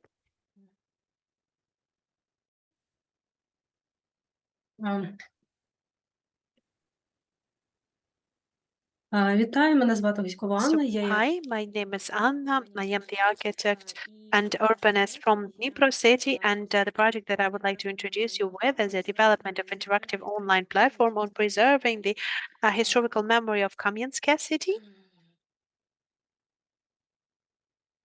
Вибачте, трішечки. I'm sorry that Зі збереження is so preserving the historical memory of Kamyanska city. So the main idea behind the developing this idea would be the harsh problematics in our city, and that talking about the damage to the historical memory of our city and the historical ensembles that have been deported from our city. So that is why together with the local cultural actors and historians, we have created the list of the objects that have the importance and cultural importance of our cities, and we have outlined that 90% of those are not acquitted as the historical legacy institutions, so they cannot be protected legally. So that is why this legal interactive platform gives us the opportunity to visualize the data about the situation around those objects and those entities, and to provide the advocacy component on preserving those cases and providing the opportunity to give the reasoning why these buildings should be preserved. We have developed the online platform during the hackathon. We have the certain filter that helps you to differentiate the objects. You will have the opportunity to see them on the map. Each of those objects are clickable, and when you click, you can have the data and information about the situation about this object, whether it's owned by the state or the municipality. If it's going to be, the person can click on the title, and they will see the algorithms of how to preserve it, and they will have the opportunity to see what is needed to be done to preserve this object. So this is the innovation moment of our objects. So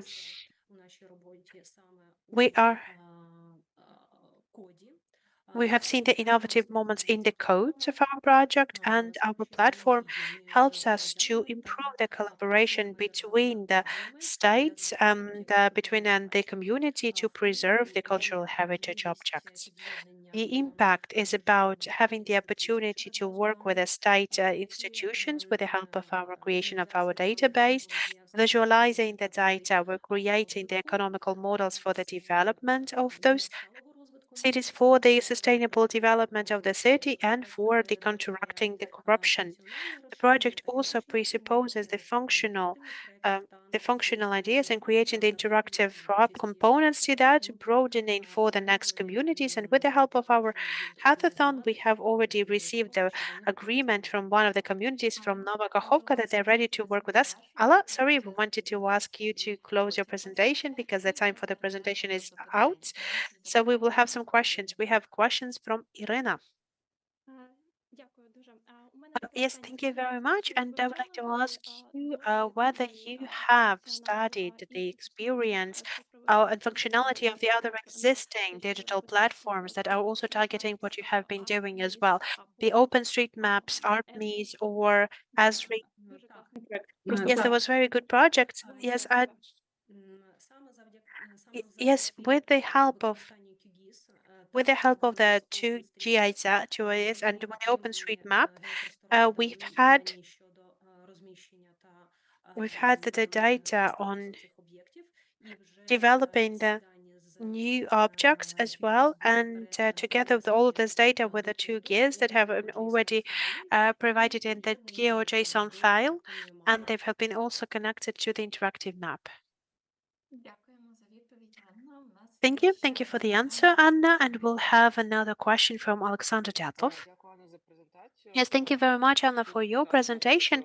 I wanted to ask you about the strategy for the scaling up. So you would like to be working with bigger communities, or you would like to work with smaller cities as well? Because you know that this is the problem that, for example, is widely seen in Kiev and other cities as well.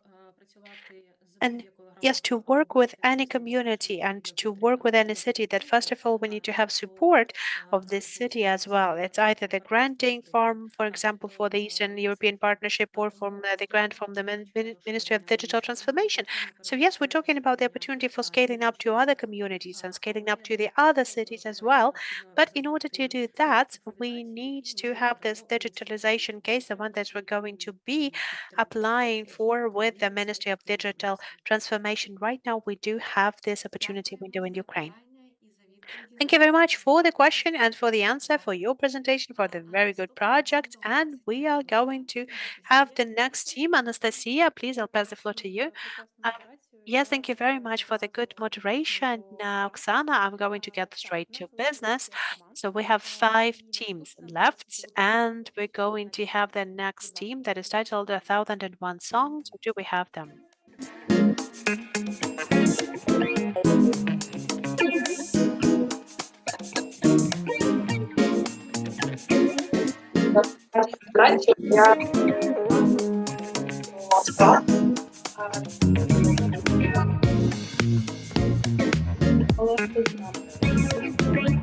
Я можу демонструвати екран? Так, будь ласка.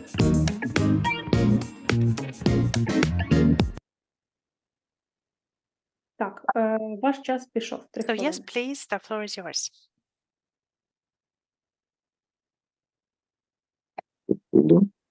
Так, у мене є доступ до презентації So, екрану. can I have the access to the your screen? Yes, we do see your presentation already. Yes, we see your presentation already. Okay, good. Thank you.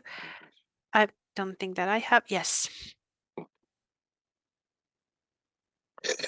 Доброго дня. Вітаємо вас на Hello, презентації. we're pleased to welcome you at the presentation of the Ukrainian Lullabies presentation project. I represent the 1001 Song project. Our project, Ukrainian Lullabies, is about to develop the website to represent Ukrainian lullabies from all of the regions of Ukraine in order for them to be known and studied.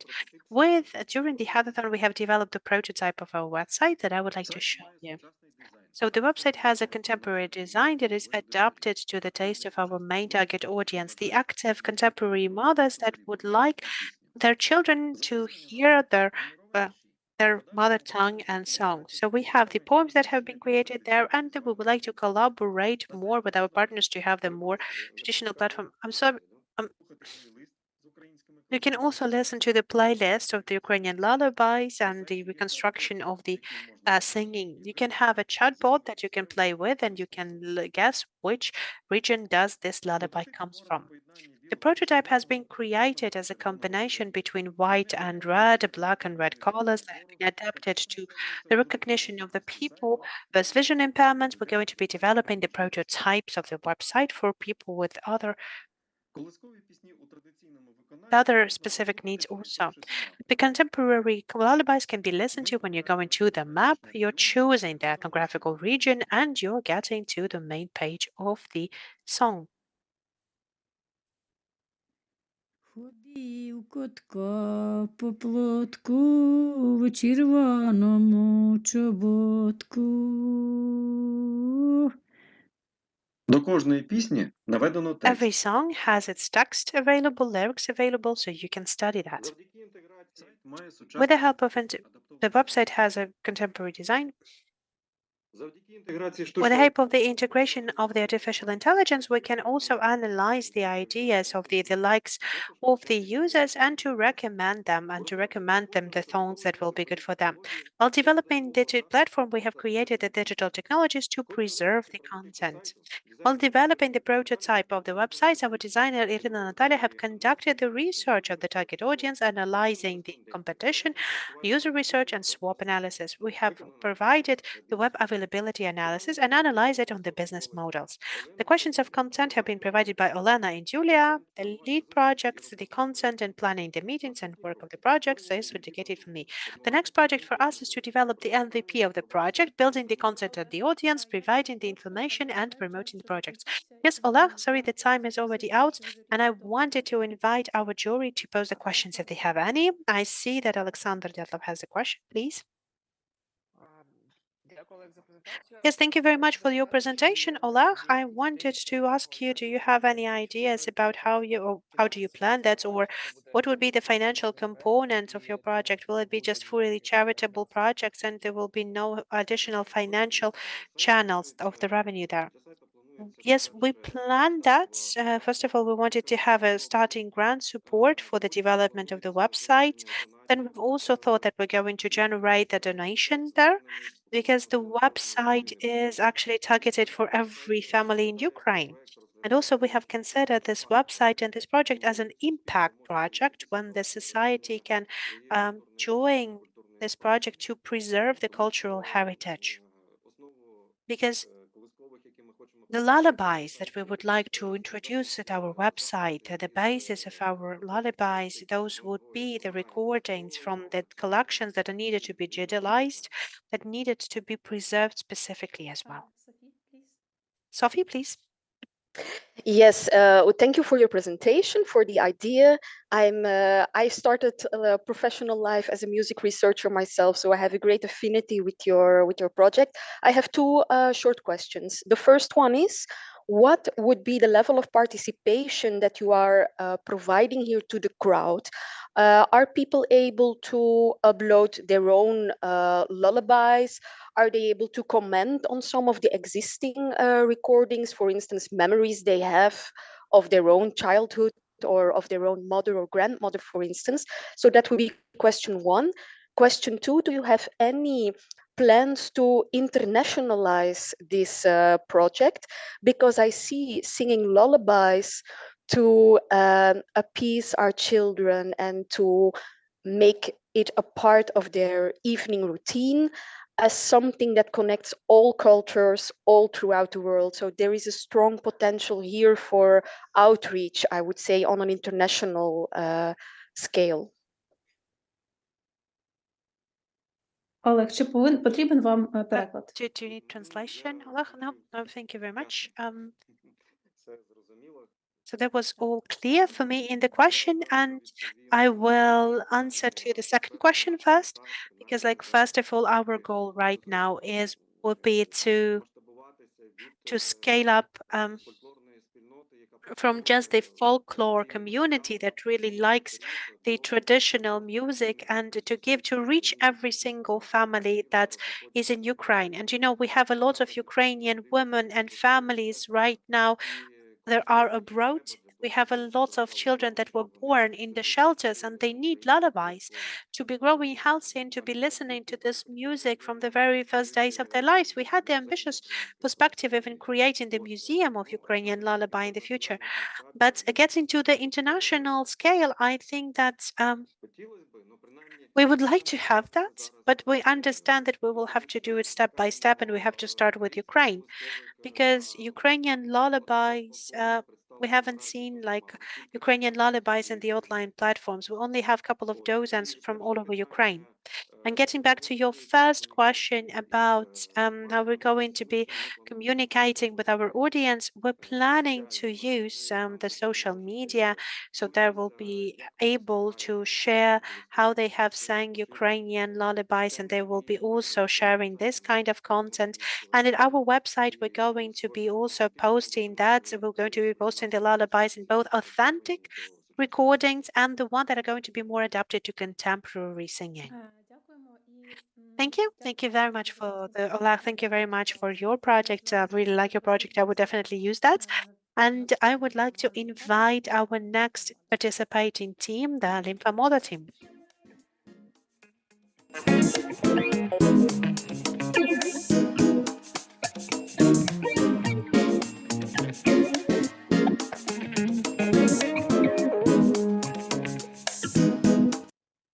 Так, доброго вечора. So Давайте good evening. Good evening. Let us start sharing your presentation. я запускаю наш таймер. And I will set the timing. Oh, just wait a second. Something's wrong. Share screen.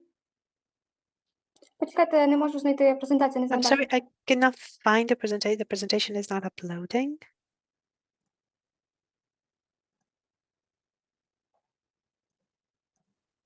Ви бачите презентацію? Can you see the presentation? No, we can't.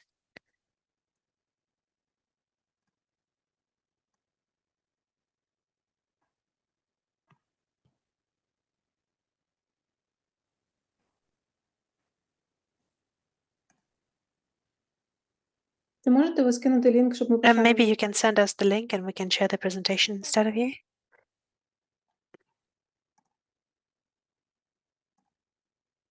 Презентація вже є. О, вже є, так. We already have the presentation. Yes. So yes, maybe we can start sharing the presentation. The time is there. So hi, I am the team lead of the Mythomoda team, and our team is believing that creating the metaphors of Ukrainian mythology in the meta universe. We want to promote Ukrainian culture and Ukrainian faith all over the world, and we want to turn Ukrainian mythology into the well-known brand. We have created the 3D models based on the persona, on the characters of Ukrainian mythology. We wanted to create a physical line of clothing, and every element is going to have the QR codes in as Ukrainian symbols, and you can also wear all of those clothes in the meta universe. All of the 3D models that you can see in the presentation have been developed by our team. Our project is ingrained into Ukrainian mythology, and it's making it a unique project that will give us the opportunity to get the attention from the actors of all over the world, the one that will be interested in developing the cultural aspect. They not also can experiment with the looks, but also to buy the clothes of their favorite characters. When we're going to update the characters, we're planning to create partnerships with the game developers. We wanted to broaden the projects and to create more 3D models of the clothing available. The business model of our project is that we are hoping to offer the prepaid licensing for the 3D models to engage also the money from the sales of the physical clothing and to launch the platforms for the people to be able to donate money if they would like to support the project. As you can see, then this is how the future plans. We would like to continue on working on our work and our projects. We would like to be developing more and more 3D models and to be developing the program as well. Then you can also meet our team. each and every one of us has engaged 100% of their effort. So we have had the developing the 3D models of every character, the one that has created the embroideries, and we worked it on the on the models available. We had people who have conducted the research. We've had worked on the presentation and of that. Thank you, Julia. You have even completed your presentation earlier. Just please do not be nervous. Everything's okay. And thank you for the presentation. And I would like to invite Alexander to pose the first question, please. Yes, thank you very much for the presentation. I just wanted to ask you how you're going to be promoting those models in the main platforms of the gaming universes. Well, we have thought that we can offer certain platforms to work with us, whether they would be interested in our idea. We have started asking some people who play games whether that would be interesting for them. And they said that might be an interesting idea. Yes, like the reason I'm asking that's because the platforms would have the different amount of different models, so you have to have a clear understanding of your strategy, how your models are going to be promoted, and how you're going to become popular, like through the opinion leaders who's going to be making the blogs and showing how it can be viral. How people are going to even learn about your models at the different platforms. Yes, thank you. Yes.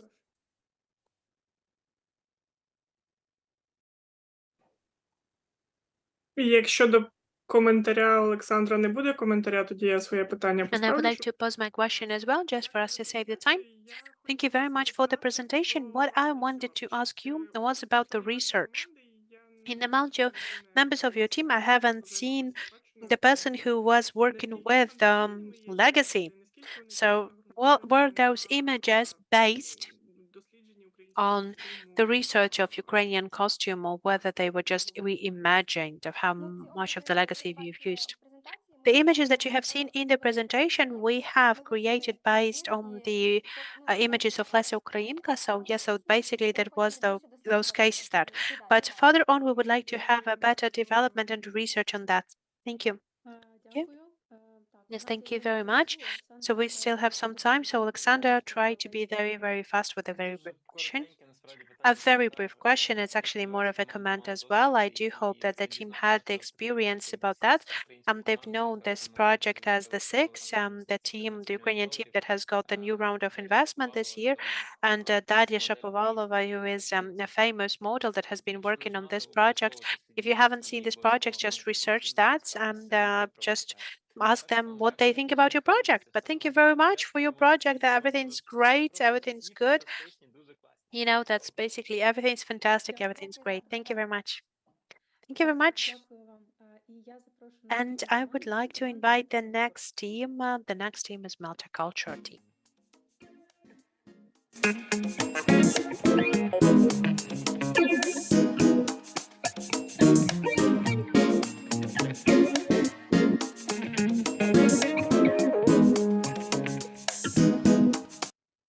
Ольга, доброго дня, ви з нами. Раді вас бачити. Olga, hi. I hope that you can see. Let us share your screen.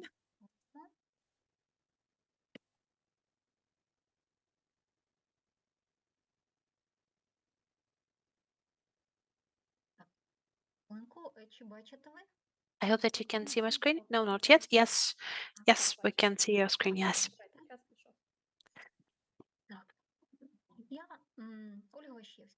So my name is Olga Waszewska. I'm working in a museum, and I know for sure how many museums have been already destroyed right now. There has been 82, and 431 objects of infrastructure have been fully destroyed, and more than thousands that have been damaged.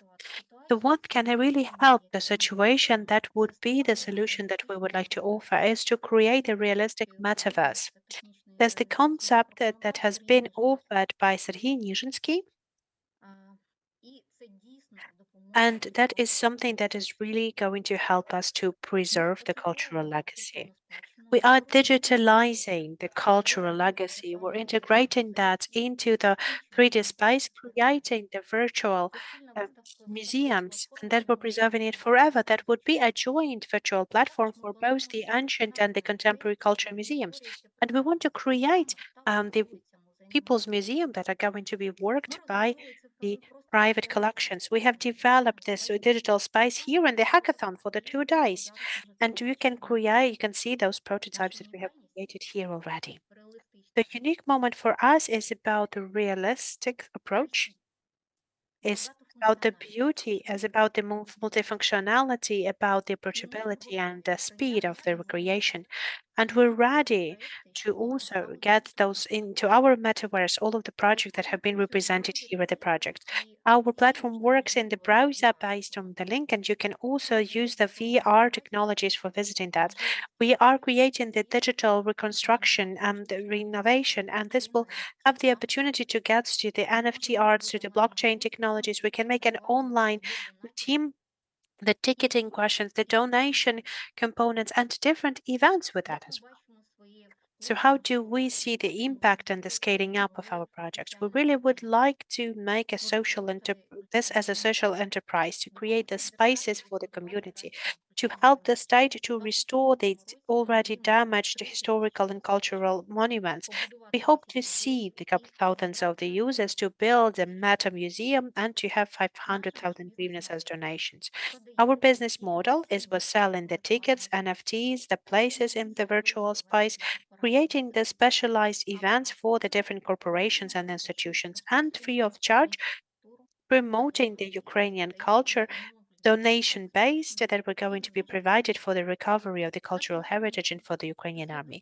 Our following steps is to search the target audience, to develop our prototype and to build a business plan, to develop them social communication, to establish the partnership with the donors and communication. And this is our powerful team, Serhiy Nizhinsky, our creator, and incredible people that we have met here at the hackathon, the one that really helped us to develop all these projects and to do everything possible. Anna, Karina, and Tira. This is our contacts, and please join us. Yes, thank you very much. A very powerful project, and I would like to invite the jury for the questions if you have any. Irina, please. Yes, thank you very much. Thank you very much for this presentation. You have a very strong project. I have a very brief question. The first question would be, what would be the steps that you see for the organizing the access to those artifacts that you're planning to digitalize so that they will become the part of your context? How are you going to have this access granted? And whether you think of how this information is going to be preserved right now. So how much space will you need? What will be regulated? So yes, by the way, we've had a very interesting consultation here during the hackathon, and we're really grateful to the experts that worked with us that has offered us not to deal with the servers, but to use the cloud technologies, to use, for example, like the Google Clouds and other cloud technologies there. So that is why we have already digitalized 5,000 objects, and we're going to be digitalizing more artifacts as well. The first question can I ask you to repeat that once again? The first question was whether you're going to be continuing to digitalize certain artifacts for creating the content of your website, and if so, then how are you providing this access permissions for these collections? How do you have the permission to access those collections? Yes, we continue this work, and of course with the help of the projects that we're currently working on, and this access has been provided with the collaboration with all of the partners that we have. The partners that, for example, ask us to perform this work, and it is being regulated by the policies that is being in place for the museums. For example, if it's about the museum, then it's about the digitalization policy of the museum. If it's about the other project, then it's about their policies as well. Thank you, Olga. We have a question, but I would like to ask to be very brief. Maria Theresa, please. It's very brief. It's very good afternoon. It's very brief. I think it's very important, and for example, in countries like Italy, in which we don't have such a problem, I think that we are using the metaverse, especially to improve tourism. But there is a lot there is a big, strong link with university. Which link you have with training, educational aspects of your project and with university? Because they are also the main resources for this kind of work. Це чудове питання. Yes, thank you very much for this question. And I just wanted to say already that we started to build the relations with the university named after Taras Shevchenko. We have had a very interesting program connected to the psychology, and we thought about for example, therapy in the virtual places in the virtual worlds. We have conducted the master classes, and with the students, we have worked on that.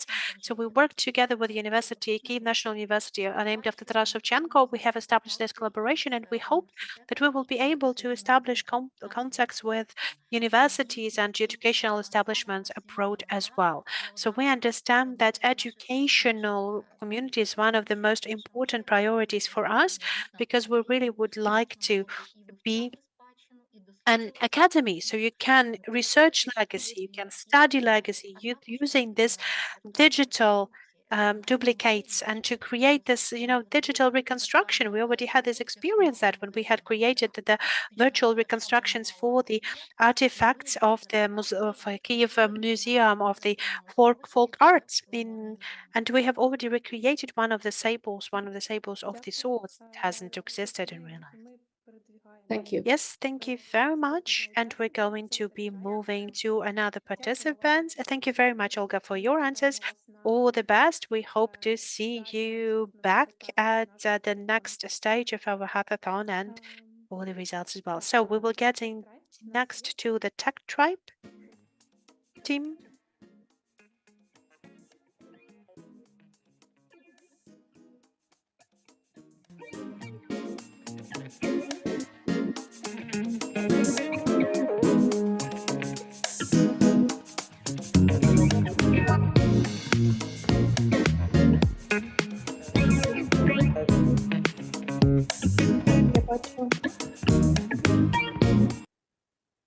Я бачу Дар'ю. I see Daria there. Доброго вечора. Ну що, почнемо наш So pitch? let us start with the pitch. Yes, of course. So I want again to please welcome everyone. I'm representing the Tribe Tech and our project on the supporting and developing the non-material heritage of Ukraine. So the heritage of Ukraine is very proud, but we understand that preserving it and protecting it is a very big challenge. Officially, the national list of the heritage is not available for the broader audience, so that is why we need a unique platform to share the information and to understand that this is the part of the cultural heritage. The solution that we offer would be the interactive map of Ukraine that is going to represent the national material legacy of Ukraine with the participation of the materials. It will help us to promote the heritage and to improve the awareness of the audience. The digital contact will provide us the pages that give you the information on the cultural heritage artifacts. The one that is going to be categorized, and using the specific filters, you will be able to find it, these specific materials when needed. In order to conduct the knowledge that you have received, you can use the tests. You will learn more about that, about the articles with the photos, videos, and other materials available. And if you've enjoyed the article, you can also share this article with your friends when you are going to be registered at this website, this resource. The unique and the innovation of this project is about its interactivity with the help of the active collaboration between the audience and the application, gamifications of the artifacts, searching the artifacts by the categories, and uploading of the data. We're going to be also systemizing that using the data from the Ministry of the Culture. The automation is going to help us the relevance of the information provided. The international scaling up is going to help us to share our experience and to promote our culture abroad, which is very good as well. And we have the potential of engaging the tourist activity there. We have some of the ideas on monetizing the project. It was talking about looking for additional solution with the tourism, for example, sending the e-tickets for the cultural institutions institutions, collaborating with different institutions as well, and applying for the tenders for the educational digital content, so following the educational component as well. Due to the lack of time, we still were able to conduct a lot of work. So we started the formal analysis and the technical implementation of the first prototypes of the projects. The next steps would presuppose a more closer collaboration and meeting the representatives of the international independent projects and meeting the state institution that will help us to receive the needed archive data of the Ministry of Culture of Ukraine. The project has been implemented with the help of my colleagues and friends, the technical professionals Ivan Maestra and Ivan Dokhrimenko. And so, yes, the time is already out. So you can leave us with a slide with the team and we'll see if you have some quick questions from the jury. Alexander, please. Yes, thank you very much, Daria. And can you please tell us of how you're going to have the content for your website? So it's either that you're going to be working with the content or the content is going to be generated in some way, because that's really means that the success of your project depends on that. Yes, first of all, we will need to have the content, um, the data that would officially specify the cultural heritage artifacts that has been approved by the Ministry of Culture and Informational Policy of Ukraine. And then when the data is going to be retrieved, we would use the expert evaluation of the specific team, of the separate expert team from the sphere of culture to create our own content and to use it as a digital content for our resource. That's how we see that work. Okay, thank you. Alexander? Yes, thank you very much, Daria, for your presentation. Can you please also tell us more about, like when you mentioned this slide with the team, so how can you describe the commitment of your team as of now? Are you going to be working on this project despite the result, even if you will not win in the finals?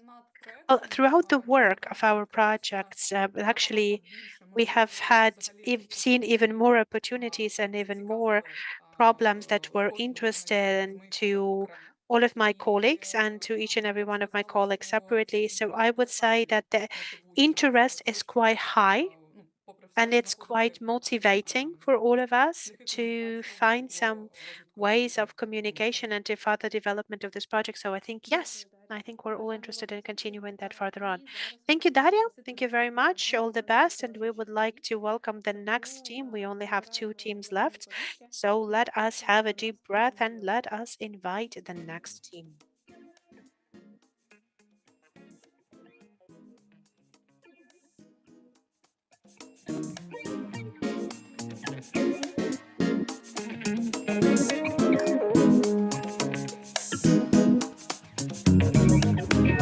Бачимо Марію. Марія, будь As ласка. we see Maria, so Maria, please, the floor is yours. We would like to ask you to share your presentation and let us start.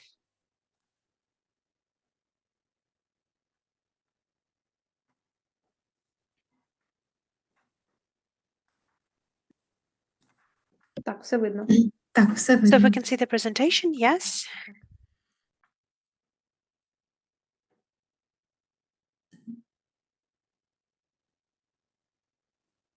Марія, ваш час вже пішов. Maria, the time is already running, so you can that. So the project of the urban geoheritage and our monuments are the geological artifacts, and our main task is to preserve those, identify, evaluate, and the opportunity for the usage and application in those directions that they can be used.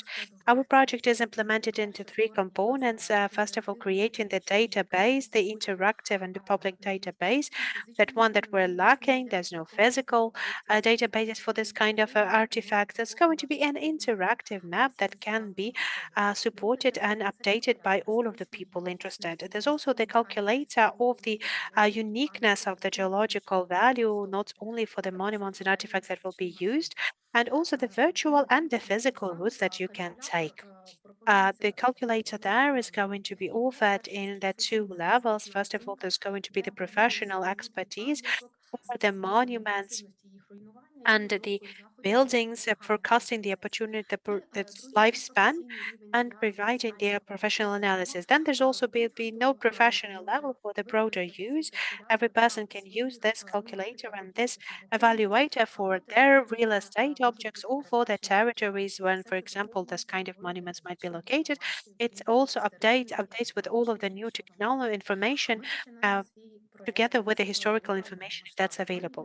We're starting our project locally, then it's going to be implemented on the other more scaly ideas, but we're starting locally. We're starting with Kryvyi city, the city with a tremendous history that has been a strategical center for the mining industry and metallurgy. Has a lot of population, the population that has almost reached 1 million people before the war, and that's with all of the people that have been connected directly or indirectly with the mining and metallurgic activities and industries. We're also supported by the city. We would like to have the support of the industrial plants that are currently working in the city, and then we also would like to engage them in the social responsibility programs. They are implementing that, and they're looking for the best ways for the social, cultural, and environmental directions. We also, what would be the steps that would follow? We would like to improve the documents that test out the documentations and communication. And we're really happy that throughout the hackathon, we have scaled up, we have detailed all of the directions of our work. We have even changed the focus sometimes when we have given a better, clearer understanding of what kind of artifacts we're going to be working with. Our team has extensive experience for more than 15 years of working in geology, in understanding the natural resources, evaluating the natural resources. We also have the IT professionals there, and we're engaging the legal team right now for settling out the different legal issues. And altogether, we know how to combine it all and how to make sure that our project is going to be interesting, beautiful, and important. Thank you, Maria. Do we have any questions from the jury? We have a question from Sophie, please. That you are expanding our mind to what is cultural heritage by pointing to nature. So this culture, nature, cross-fertilization, and this, of course, the reciprocity of the relationship between both is something that you're really finely highlighting here. I didn't hear you speak about any gamification elements, and this might be something that you're considering at a later stage. But is it something indeed that is in your pipeline of thoughts, that perhaps people could go and follow routes, could retrieve some of the geogems that you have collected in your database and gain points for them and compete with each other? Is this something that you could see in the future of this application? Yeah, we propose such way in our database because we would like to do this database for all local people, not only for scientists, only for professional, and they will have opportunity to add some interesting area, to arrange this area and object, to put some maybe strange information, but we will analyze it. In the next step, we'll do systematization of this aging of local people, and then create something interesting for us and for them. But we suppose this database have to be with interaction to all people. Not only institution or professionals. Дякуємо, Марія. Останнє питання. And thank you, Maria. And we will have the final question from Oleksandr. Please try to be brief as well. Yes, I also have a question about the geological and natural artifacts. So you're talking about the natural artifacts. So what do you mean by that? And like, what are you going to be focusing on? Because like what I have seen, what I have heard in your presentation, geology, architecture as well. So what will be your main focus? our main focus would be the geological, natural artifacts. Yes, there are natural artifacts, but not all the time. Some of them are, for example, have been created by certain technological activity, so they're not fully natural. Also, we have, in order to scale up, we've also wanted to engage the different historical buildings that are not natural artifacts, but they also are clearly geologically identified. Like, for example, they're created out of marble, the specific type of it. It has a lifespan of that, and in order for it to continue its lifespan, we have to do that like this. And that can be also the cultural heritage monument that will be preserved by that. Yes, thank you. Thank you, Maria. And we will have the final project for today, the project that is called the Void Future, and we're waiting for their team lead.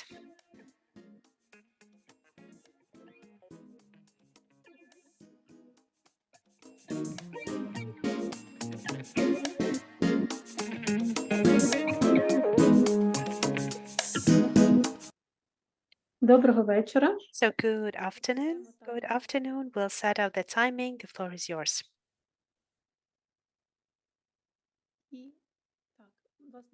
And we cannot hear you, so maybe you're muted. And can you hear me? Like, yes, we can hear you like that.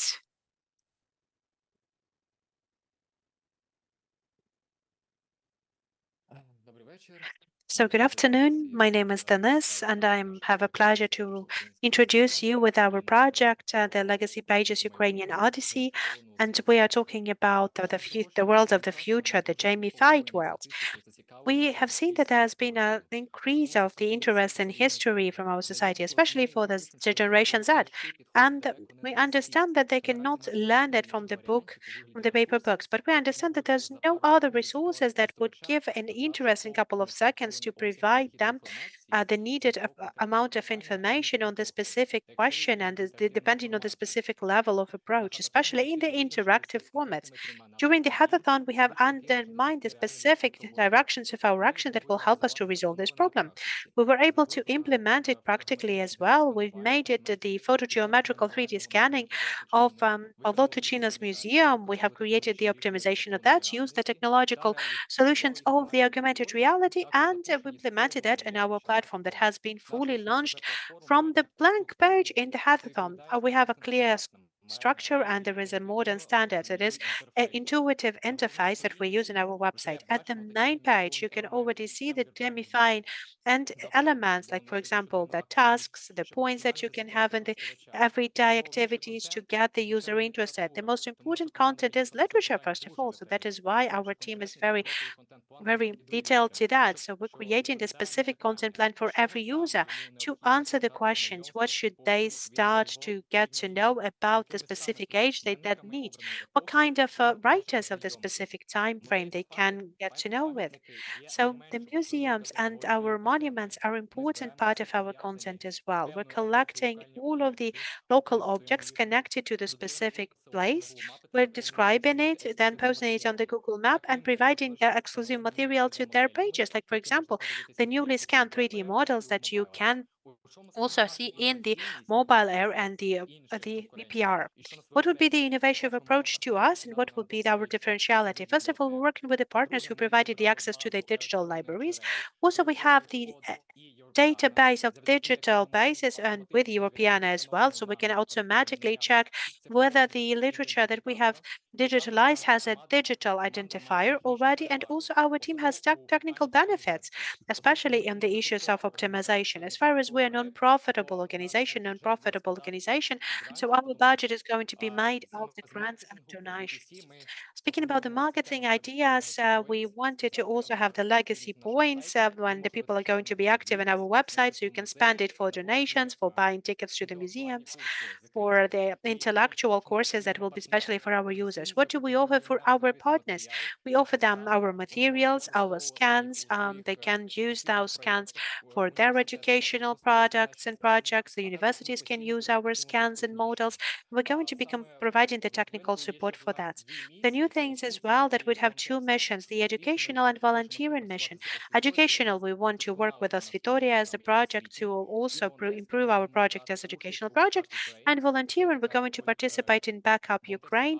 That is volunteering project from Polycom in order to preserve the cultural ідеї до heritage. During the hackathon, we have got our project to the technical implementation and scans. Yes, that's out of time. That this is the team. Yes, I hope that maybe you will have some additional questions that will help us to improve your presentation as well. Yes, I will gladly take the questions. Yes, hi. Thank you very much for your presentation. A very brief question. What museums you plan to collaborate with? What kind of collections you would like to digitalize? Speaking about the museums, yes, we have a roadmap, and I have shown that during my presentation. So we're starting with the Piski Memorial Museum of Pavlo Tychyna. Then also we're trying to collect the certain museums of a certain period, historical period, and we would like to collaborate with all of that. For example, at this slide, you can see that this was the museum of the so-called the killed Renaissance Museum. So we come in there, scanning the collection, the documents that they have, and we're publishing that at our platform to be accessed by the people. Okay, thank you. Thank you very much. A very powerful project. Thank you very much for your presentation. Yes, thank you. Oleksandr, so you raised your hand. So yes, I haven't seen it first, but yes, please, you have a question, the final question. You have just a minute to do that. Yes, I think the one thing that we haven't heard, I think that maybe a couple of words about the team, if you can just tell us a little bit more about the team. About the team. So we have people that will cover all of the aspects for the development, both the content development and for the software development and the code development. We have a very powerful back-end component. It's a very powerful and strong for us because we're using both the API of our partners. We're using the digital libraries for the different universities as well. We're taking the documents from their platforms towards our platforms so we can upload our files to their platforms. We have a person who's responsible for the marketing activities, and this person really understands what has to be done in this direction. And then if we're talking about the next steps to take, we know what we want to do. We have a lot of plans, and we know how to implement that tech-wise. Thank you. Thank you very much for that. And I think that this would be the end of our pitching part. And we would like to give some time for our jury to make this really important and hard decisions. So that will definitely going to be very hard for our juries. So that is why I would like to ask our moderators to get our jury into the breakout rooms where they will be able to make their decision. And we're going to continue our program. Please stay with us. We would like to introduce you with the backstage of our hackathon.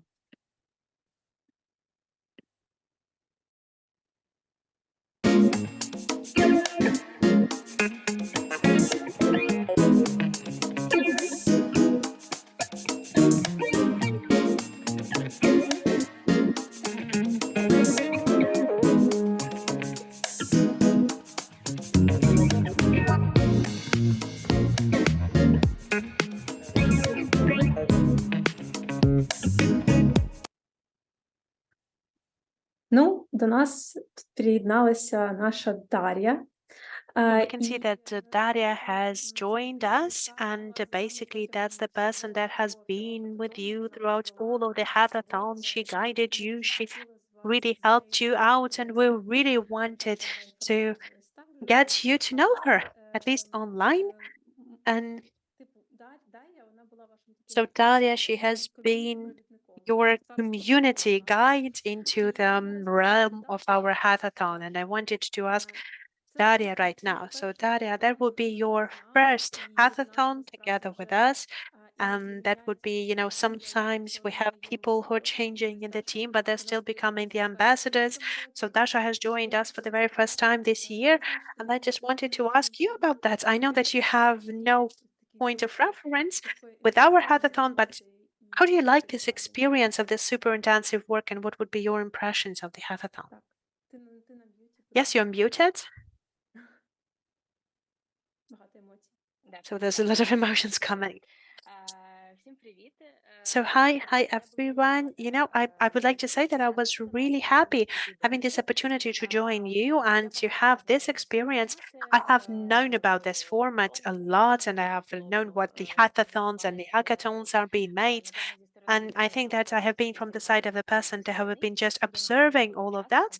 I've never been a participant or organizer of this kind of a thing, but still, even though I've known how the format works, I was surprised to know that throughout this 3 weeks, actually from the moment when the registration has started up till now, um, I think that's not just so many interesting different people and their mindset and their experience in their age, in their geography of location. We had a tremendous difference of that. But even more so, during the hackathon, we've had many different teams teaming up. There has been many teams. I don't know how it worked out last year's, but in my experience, most of the teams that we have seen today in the semifinals, those were the teams that have been created and that have gathered during the hackathon. For me, that was a wow moment because it was a very intensive work and a very short term of promise, and the people have learned together to work in such a good way with the people that have never known before.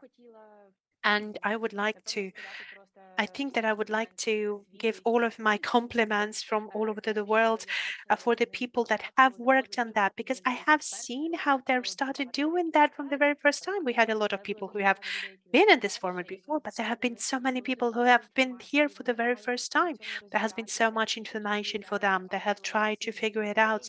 And right now, I already see all of those people who have, in this really short period of time, got to know how to do everything, that know everything right now. And they're so united community right now. So sometimes people have answered the questions instead of me. So like when some of the participants asking a question, for example, in some general branch, and the other participants come earlier than I do and answering instead of me. So thank you very much for that. Thank you very much for being my little helpers in this way. I think I wanted to tell a little bit, if I may, to tell a little bit about the participants, because I have had the two categories of the participants that I really enjoyed. Like, first of all, I really enjoyed everyone, but I've had the specific categories there. I think that you might have known that I have had a lot of questions throughout this time, had communicated with a lot of people, even though I really like communication, but still it's very, really hard. But we had some of the participants that really read all of the documents that I have posted, all of the guidelines, all of the posts. They read it all very clearly, but they came up to me for the personal messages and they've asked, I have read this and this and that. Have I understood it the right way? And I've also said, last, yes, you are. The one thing that I want to say, yes, you've understood it the right way. And that would be like the easiest answers from my side throughout all of this 3 weeks since the registration started. And I'm really grateful to you. And I really love you guys for reading all of that you would like to have full understanding of whether you have understood it all right way. Thank you very much. And the second type of the participants that really stole my heart, that would be the people who have come up to me in the personal messages when we had our educational platform working on, and we've had the checkpoints and working with mentors, and they came up to me and they said, like, I have included this project into the database, and that was description and this idea, but during the hackathon, the mentors or the educational platform has inspired me into transforming that a little bit, just to booster it and to make it a better idea. If it will be a problem, if I will change my idea in a little bit, and if I'm going to empower it better. I smiled in my heart during this moment because I thought that this is the sense of our hackathon and this event, so that people are coming with their basic ideas, but with the help of the program, with the help of the people who they meet here, they can actually improve it and they can already provide a different idea, a fuller idea, a more connected ideas. So thank you very much, people. That was a greatest pleasure for me to be a part of that. And I really, really hope that all of those projects that are in the final, or they have got into the semi-finals, so that you would use all the best that you have received throughout this week. And I hope that you will be able to find your way to improve this project even outside of the hackathon. Thank you very much. You're really, really cool.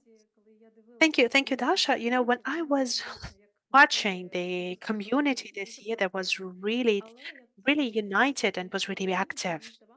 But one thing that I wanted to say that sometimes I thought that Dasha doesn't have two hands. It has more hands than two, for sure, because the way she answered your questions in the different chats. And I thought that there's many Dashas working in the same time. So I really wanted to thank you for your creativity, for those thousands of questions that you've had, because the community managers is always there and our main front line, and you receive the most of communication from all of the participants. And if you just for you to know, that's not just Slack. There's many other messengers that Dasha worked in with. So thank you very much for helping us with that. And thank you very much for bringing your energy to Hatathon. And thank you very much for bringing this really warm community energy into all of that. So please let's give Dasha lots of hearts and lots of support because this is something that is very needed. And I wanted to thank all of our team as well, because actually there's in the backstage we also have the kind of a hackathon. We really work in a really fast way and the proactive way. We have the communication team, we have the team that works with the project management, they have the team that works with the technical activities as well. But then we will get everyone there a little bit later on. Yes, I will tune out. I wish all the best for all of the teams, the ones that are waiting for their evaluation, but you are all very, very, very cool. Goodbye. Okay, bye. And while our jury is still working on making their final evaluations and while they're fighting for the final prizes of the projects, I want to invite our mentors to join us for a second as well. The one that have been with you throughout this online marathon, the one that you really wanted to get to, the one that are really satisfied by the amount of the questions that you have as well. And at every hackathon that we have had, and we have the category of people, the mentors that are going through all of the hardcore together with you. And this year we've had 20 team mentors, the one that have been there with you at the checkpoints. I give them a lot of hearts and love because that's all the volunteer work. And we had the 45 volunteer mentors as well. And we have invited some of them today so that they will share their ideas and their impressions of the backstage of everything that has been happening during the hackathon, and for them to share their ideas and impressions of working with the teams. I wanted to also invite Elizaveta Lipchenko, Kirill Chumakov, Olga Urtumba, and Esma Ajiva, who is also working in as our mentors this time. So good evening, everyone. I'm pleased to see all and every one of you. Thank you very much for joining us, and thank you being with us for the whole week. Thank you for being with us in this our online hardcore. I can't say that. I would like to start with a question, and I think that I will start with our team mentors because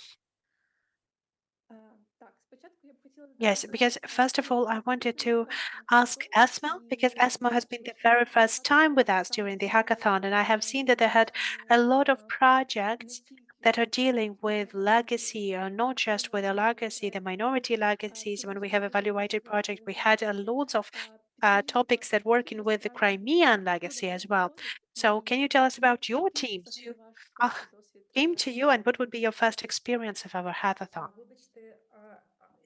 Yes, I'm sorry. I think that something works wrong with the video. Can you see me? No, we cannot, but we can hear you well. Okay, I have my video turned on, but I don't see that you can see me well, so sorry for that. I really wanted to show you something really interesting, but if we'll have the video, just let me know. I mean,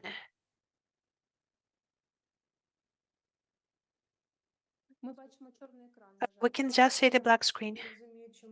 Yes, and I'm sorry, I don't, but it says that like the host has stopped your video.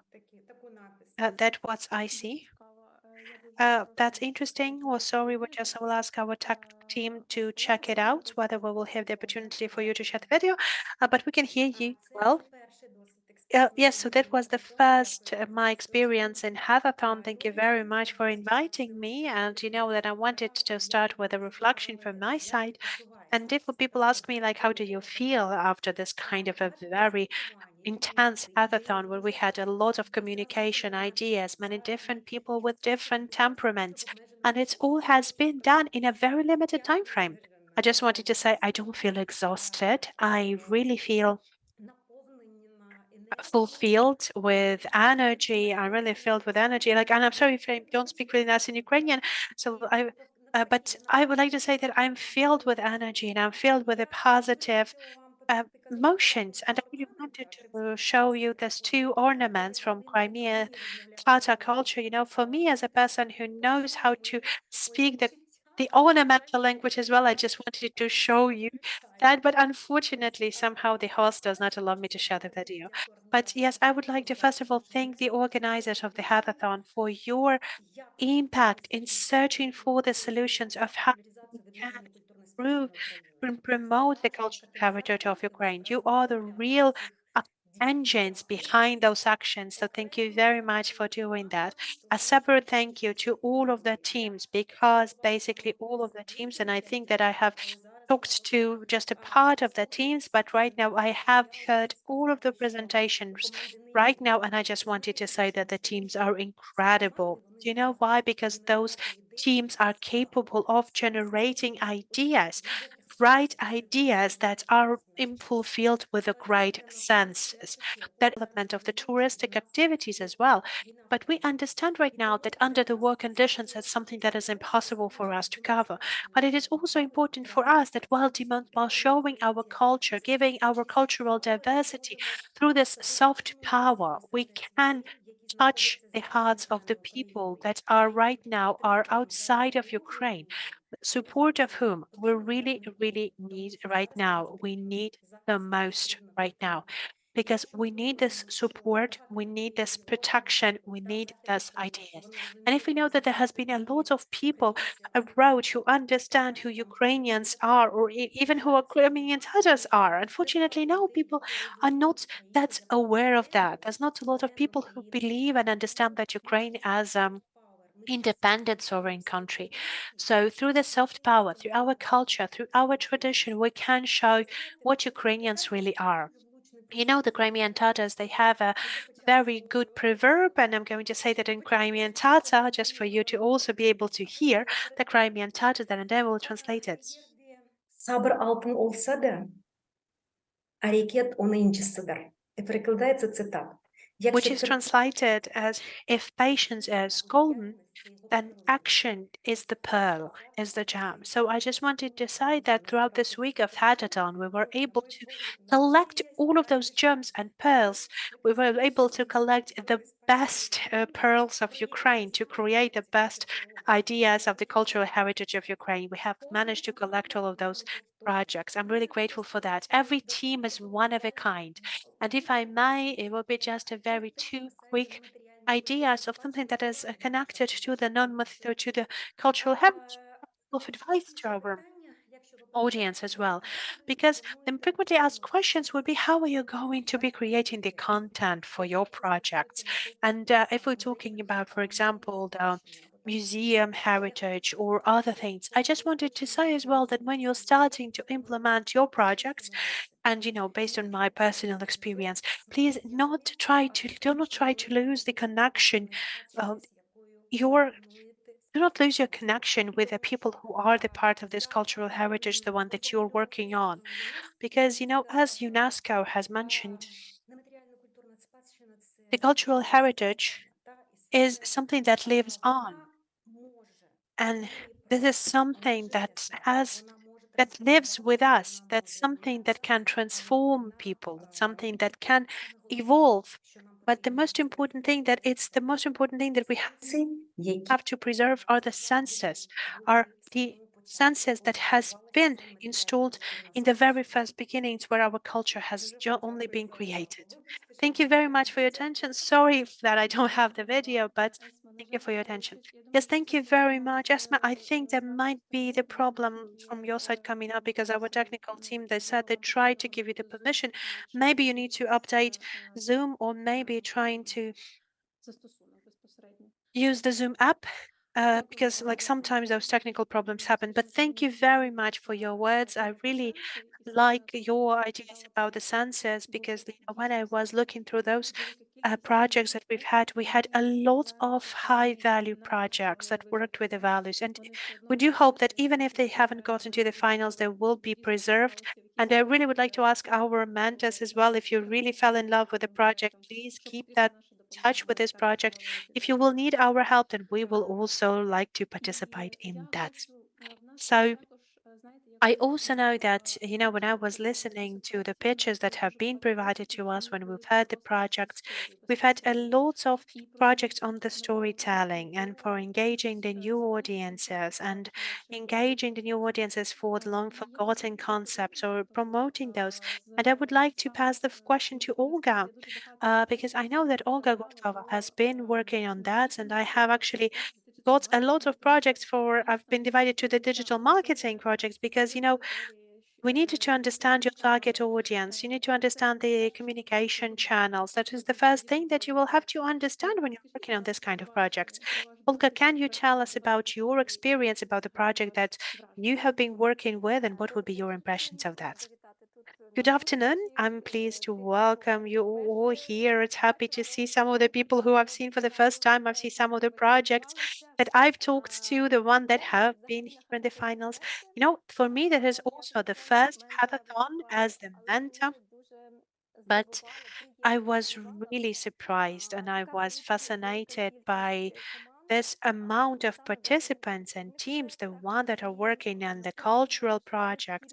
And I was really happy that they are so diverse and there are so many different projects working on.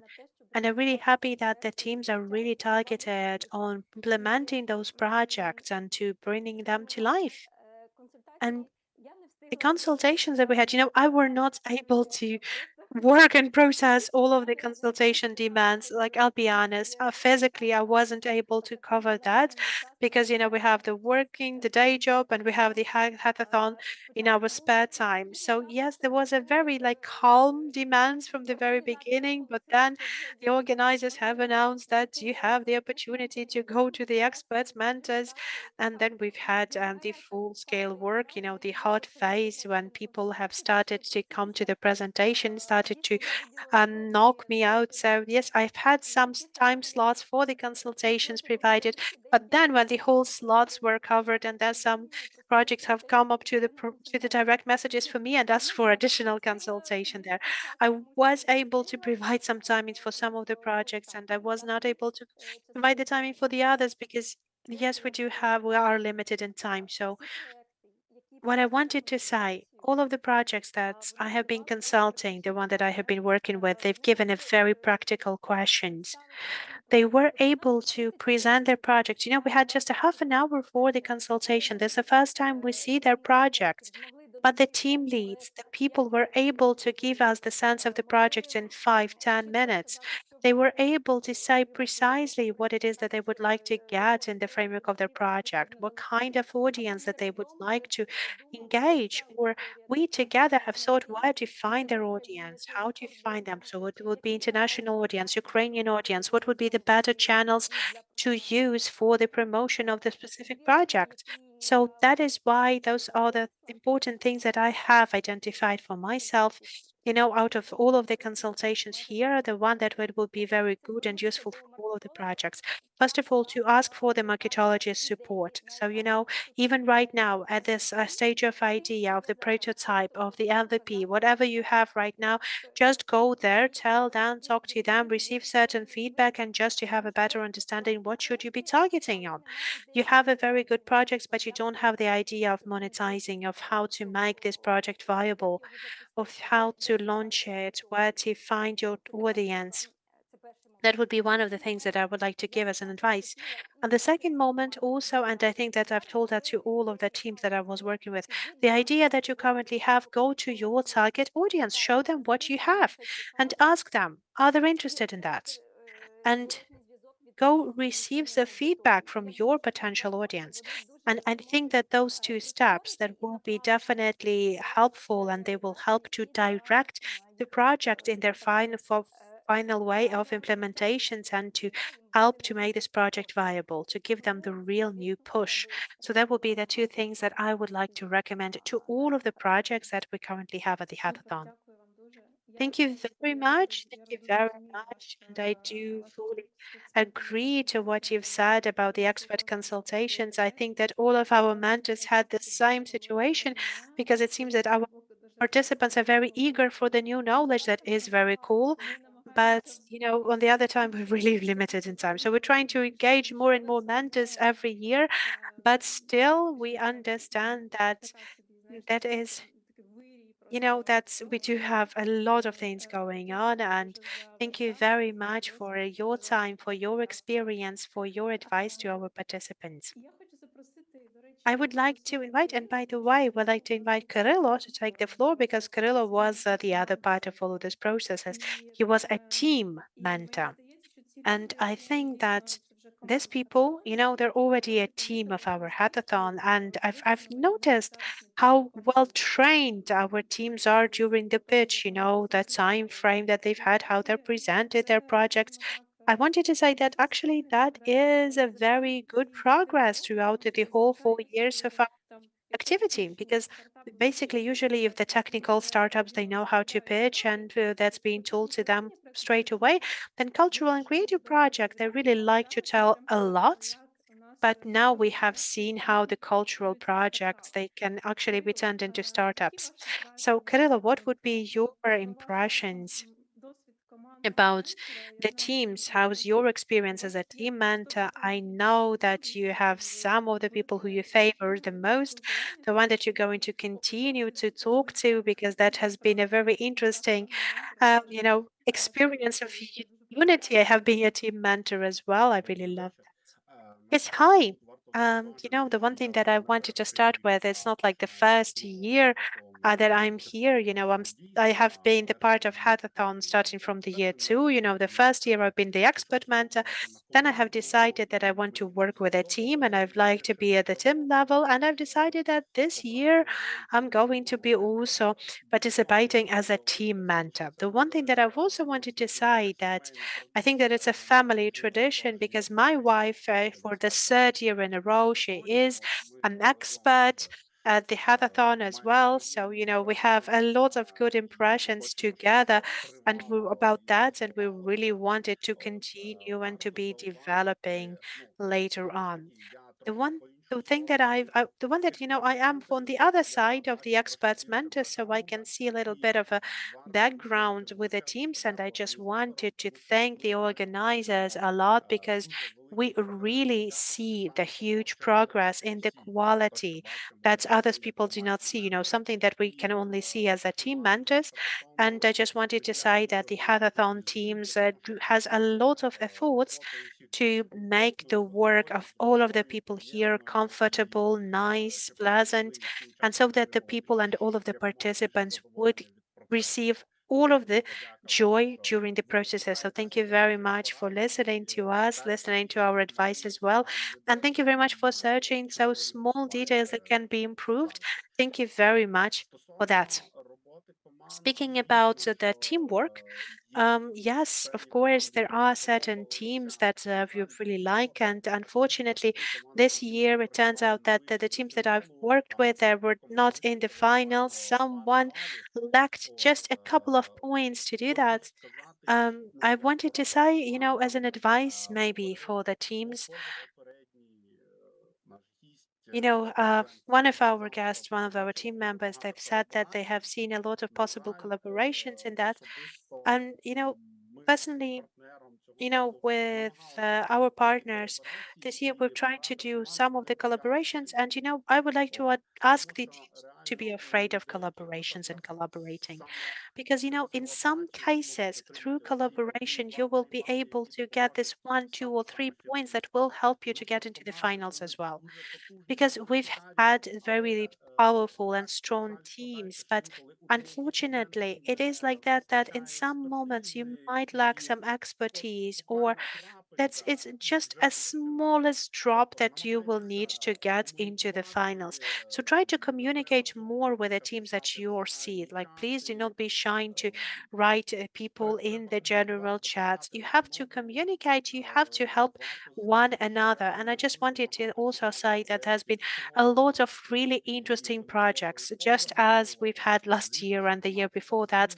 Of course, we understand that the topics are changing, but still, I do believe that, I'm starting to see more teams, just like you've said, there might be, they really look like startups, And I'm starting to see some of the participants from the academy. This is academia, so basically that's a good idea. I have a lot of respect for them for getting out of their uh, comfort zones and starting to be really youthful. And I think that this team knows who I'm talking about. We need to help them, we need to support them, but they're really, really good that they're starting to do that. They're hoping for it and they're reaching out for that. As an advice for the teams, what you have to keep in mind as well, take a look at the teams who got it into the final, because we have a lot of teams who have like the joint interest or the joint ideas or who require some support. For example, some of the teams that we have been working, they can actually communicate with the finalists of this team and they can receive some support in implementation of those projects. One thing that I also wanted to add is what I really would like to see, that would be the sustainability of this project, so that the people would not just stop doing that after the hackathon is over. There's a lot of interesting ideas, but unfortunately, some of the participants, they've got the idea, they tested out the idea, something went wrong, and they do not continue to work with this idea, even though the idea has a good potential. The community, I just wanted to say the community stays there throughout the year and everyone can talk to one another in Slack. No one prevents you from doing that. So the one thing that we have to promote as well, this communication. Yeah, thank you, Kirill. Thank you very much for staying with us for many years already.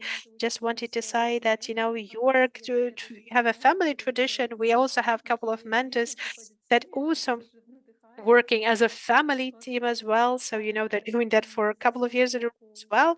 So, yes, and from our side, as an organizers, we're trying to do that as best as possible. And there is the very good efforts of our teams that we're trying to make the lives of our mentors as easy as possible, because we do understand how much time you invest into that and how much inspiration and volunteering eagerness you need to take it to make it work. So we're really grateful for that as well. So we would like to see you at our next hackathon. I hope that on the year 5 we're doing something really incredible, maybe like the alumni meetings or the ambassadors meetings, the one that are participating with us from year to year. And we will definitely going to think of something good, something that we can do. And we have thought about that. Maybe we will be able to do that offline, but we will need to see how that goes in the future. And I would like to invite Elizaveta with us. So Elizaveta is the first time with us here. So yes, what would be your experience? You have experience in between the art and technology. What would be your insights on the very first hackathon in your life? Hopefully not the last. Yes, I also hope it's not going to be the last hackathon for me, because like all I wanted to say that I've really liked all of the teams and participants, the one that I worked with. Unfortunately, I wasn't able to work with everyone, but I do hope that we will collaborate in the future. And I really like this format and I would like to really collaborate with you. But speaking about this combination that I represent as well, so having this artistic and technological combination from my side, I just wanted to say that sometimes it happens the way that one of our direction wins over the other. Sometimes it has the good idea because, like, for example, when you can improve the technology with artistic innovation, or whether technological progress is that's sufficient, and it has the sense of including the artistic component into that as well. So sometimes there's this balance is because there is no sense of actually using that. But sometimes the teams are only trying to make innovation for the innovation's sake. And I think that for all of the participants that I have seen and all of the participants that I have read, what I really like that they've had a very good balance between those two directions. And they really wanted to have the problems and the main goals of their projects in the center of it. So that is why I was really impressed with their ideas. And I just wanted to say that you're really the experts of your business, of your ideas. And speaking of the advice that I might get to the participants, try not to think of yourself as only the part of your project, because as your project will develop, they will become more directed, more narrower, and they will be mostly directed to what you have chosen. But you know more, and you are the experts in what you're doing. Because every time when I was providing the consultations, I've also felt that I have learned a lot from you. And I have been inspired by you as well, for example, for working with the different courses for the next month. So I'm really, really grateful for you and this as well. So I know that I will be a much stronger person for the next hackathon because of you. So thank you very much for that as well. Yes, thank you very much, Yelizaveta, and I will see that we already would like to see you next year as well. Maybe you would like to be that team mentor as well, because it's a completely different experience. But I can see that we have our jury coming back to us, and I see that our jury looks really tired. And I'm really happy that we've had it online, so we had no drama with that. But I think that this is the high time for us to get to know who the winners are. But before we start to get the winners, maybe someone from our jury would like to share their experience and their ideas of it.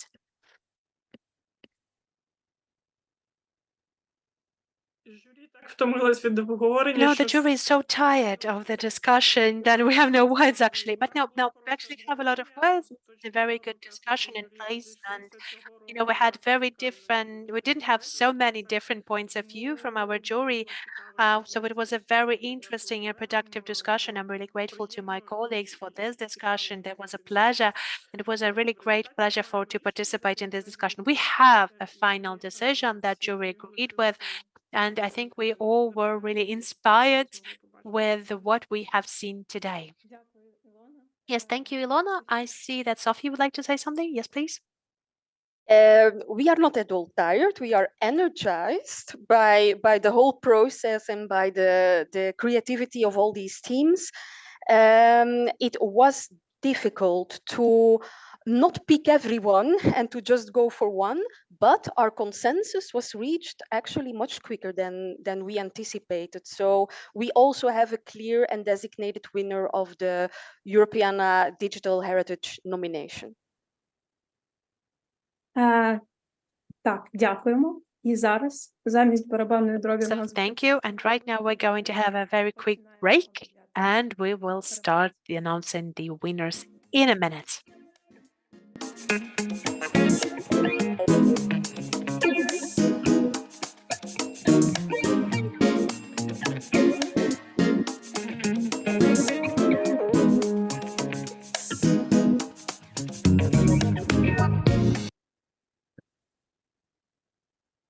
І ми почнемо з номінацій.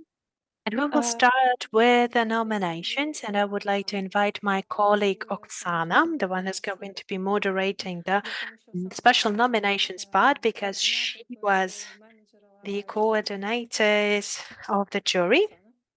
So Oksana, please. Yes, thank you very much for passing me the floor.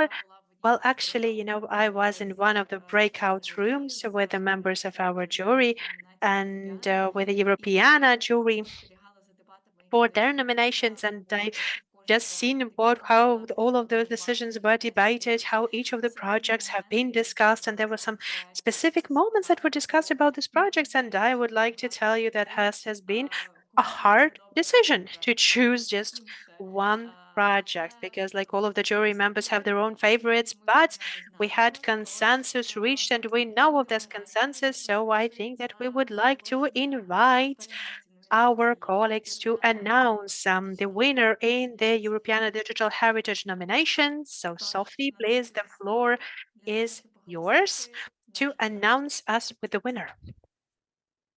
Thank you very much, Oksana. Thank you, Anastasia.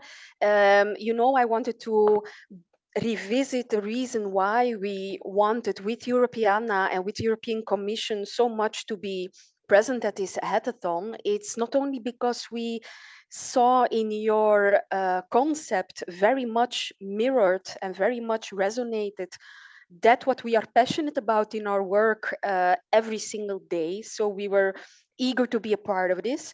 Of course, we also wanted to express our solidarity and enhance the way in which we lend our support to our colleagues in the Ukrainian heritage sector. We did this not only by being present here in the hackathon and providing this prize for one of the teams, but also we do it every day a little bit with our working group on Ukraine, of which I have a few colleagues here in the jury present, and with the Laptops for Ukraine campaign that is kind of contributing hardware, scanners and tablets and so on for the Ukrainian heritage sector. And with all these intentions to be shoulder to shoulder with you, we found here among the competitors a project that to us both made our hearts sing, I can really say that, but also offers in our mind something complementary to the Europeana ecosystem. And this means that at the moment that we're inviting two representatives from the winning team to join us at the Europeana Tech Conference in The Hague, later in October this year, they will bring something to the table there to the Europeana community that is maybe not so broadly present yet. And we believe that the value proposition that it will give for the team to interact with our ecosystem, I think that will, or we think that will be huge and really beneficial. Before announcing the winner for Europeana, I want to invite all the teams that would like to get our feedback on their presentation and on their project to reach out to us. I'm sure Oksana and Anastasia that somewhere our contact details will be made available. So really, we made notes and we discussed every one of you. If you would like to talk to us about your project, please reach out. Secondly, we have a recommendation for all the teams. We see some synergies happening between some of these projects. So there are some domains that are touching each other, or even some teams that have been worked on by several of the project teams. So we truly recommend that you not only reach out to us, but you also reach out to one another and explore what you could mean to one another to reinforce each other. And this brings me now to announcing who was for us the winner. For us, it's a project with a long-term potential, a project with a definite growth path that is not confined to the moment, but has a sustainability of impact for many future generations. It's a project about memories, much more than just a commemoration. It's about living in and with memories and translating them from one community and one generation to another. We also felt a personal connection with this project because some of us live in neighborhoods that have very strong connection with minoritized or marginalized or problematic heritage narratives. And the fact that these narratives are reflected in our daily environment really makes a difference in how you experience history, how you experience heritage. Our Europeana Digital Heritage nomination goes to the first team that pitched today, the NGO Memories of Ukraine team with the project Memories of the Military. Congratulations for a magnificent effort, and we look forward to seeing you in the Netherlands. Дякуємо, Софії. Це дуже Thank you very much, Sophie. Thank you very much. It's a great pleasure for us to hear the first winner. So thank you very much. We're welcoming them and congratulating them as well. Right now, let's get to the prizes.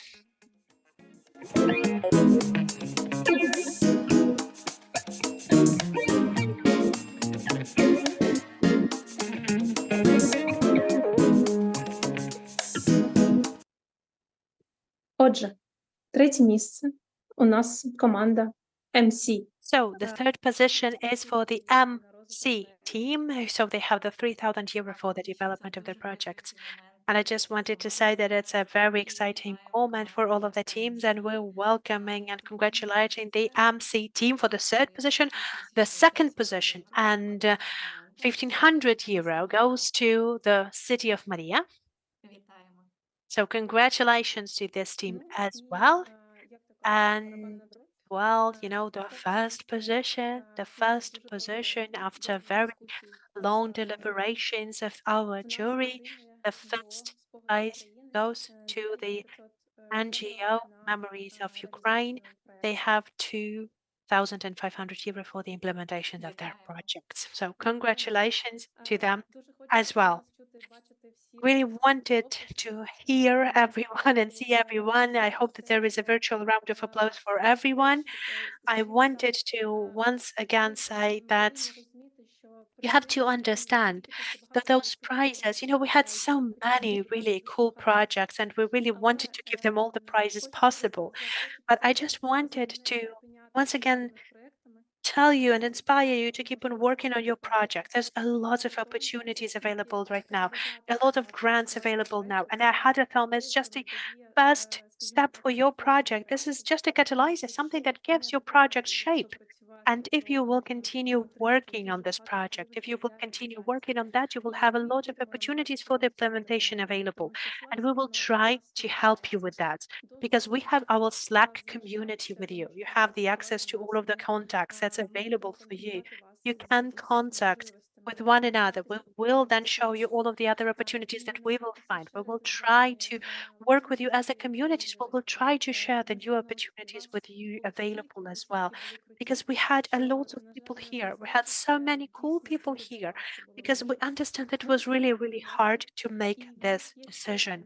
We're really, really grateful for all of our participants and we're congratulating the winners. And we have one nomination as well, and very interesting, and I think it will be very good for the teams. Oksana, would you like to announce this nomination, please? Yes, of course. We've had the nomination for our partner from the I Forum, the one that had agreed to provide a couple of tickets, 5 tickets to the team so that they will be able to see the I Forum this year. And so this year, Mia and Ubits will go to the I Forum of Ukraine. So congratulations to you as well. Wanted to once again say that it was incredible hackathon. So all of our participants have joined us during the air raid alarms. A lot of people have worked on their projects and have made a significant movement forward to implementing your project here. So we're really grateful to congratulate you here, all of the participants, all of the winners. We know it's just the beginning and we will continue supporting you on your path forward. Thank you very much, mentors, the jury, the participants.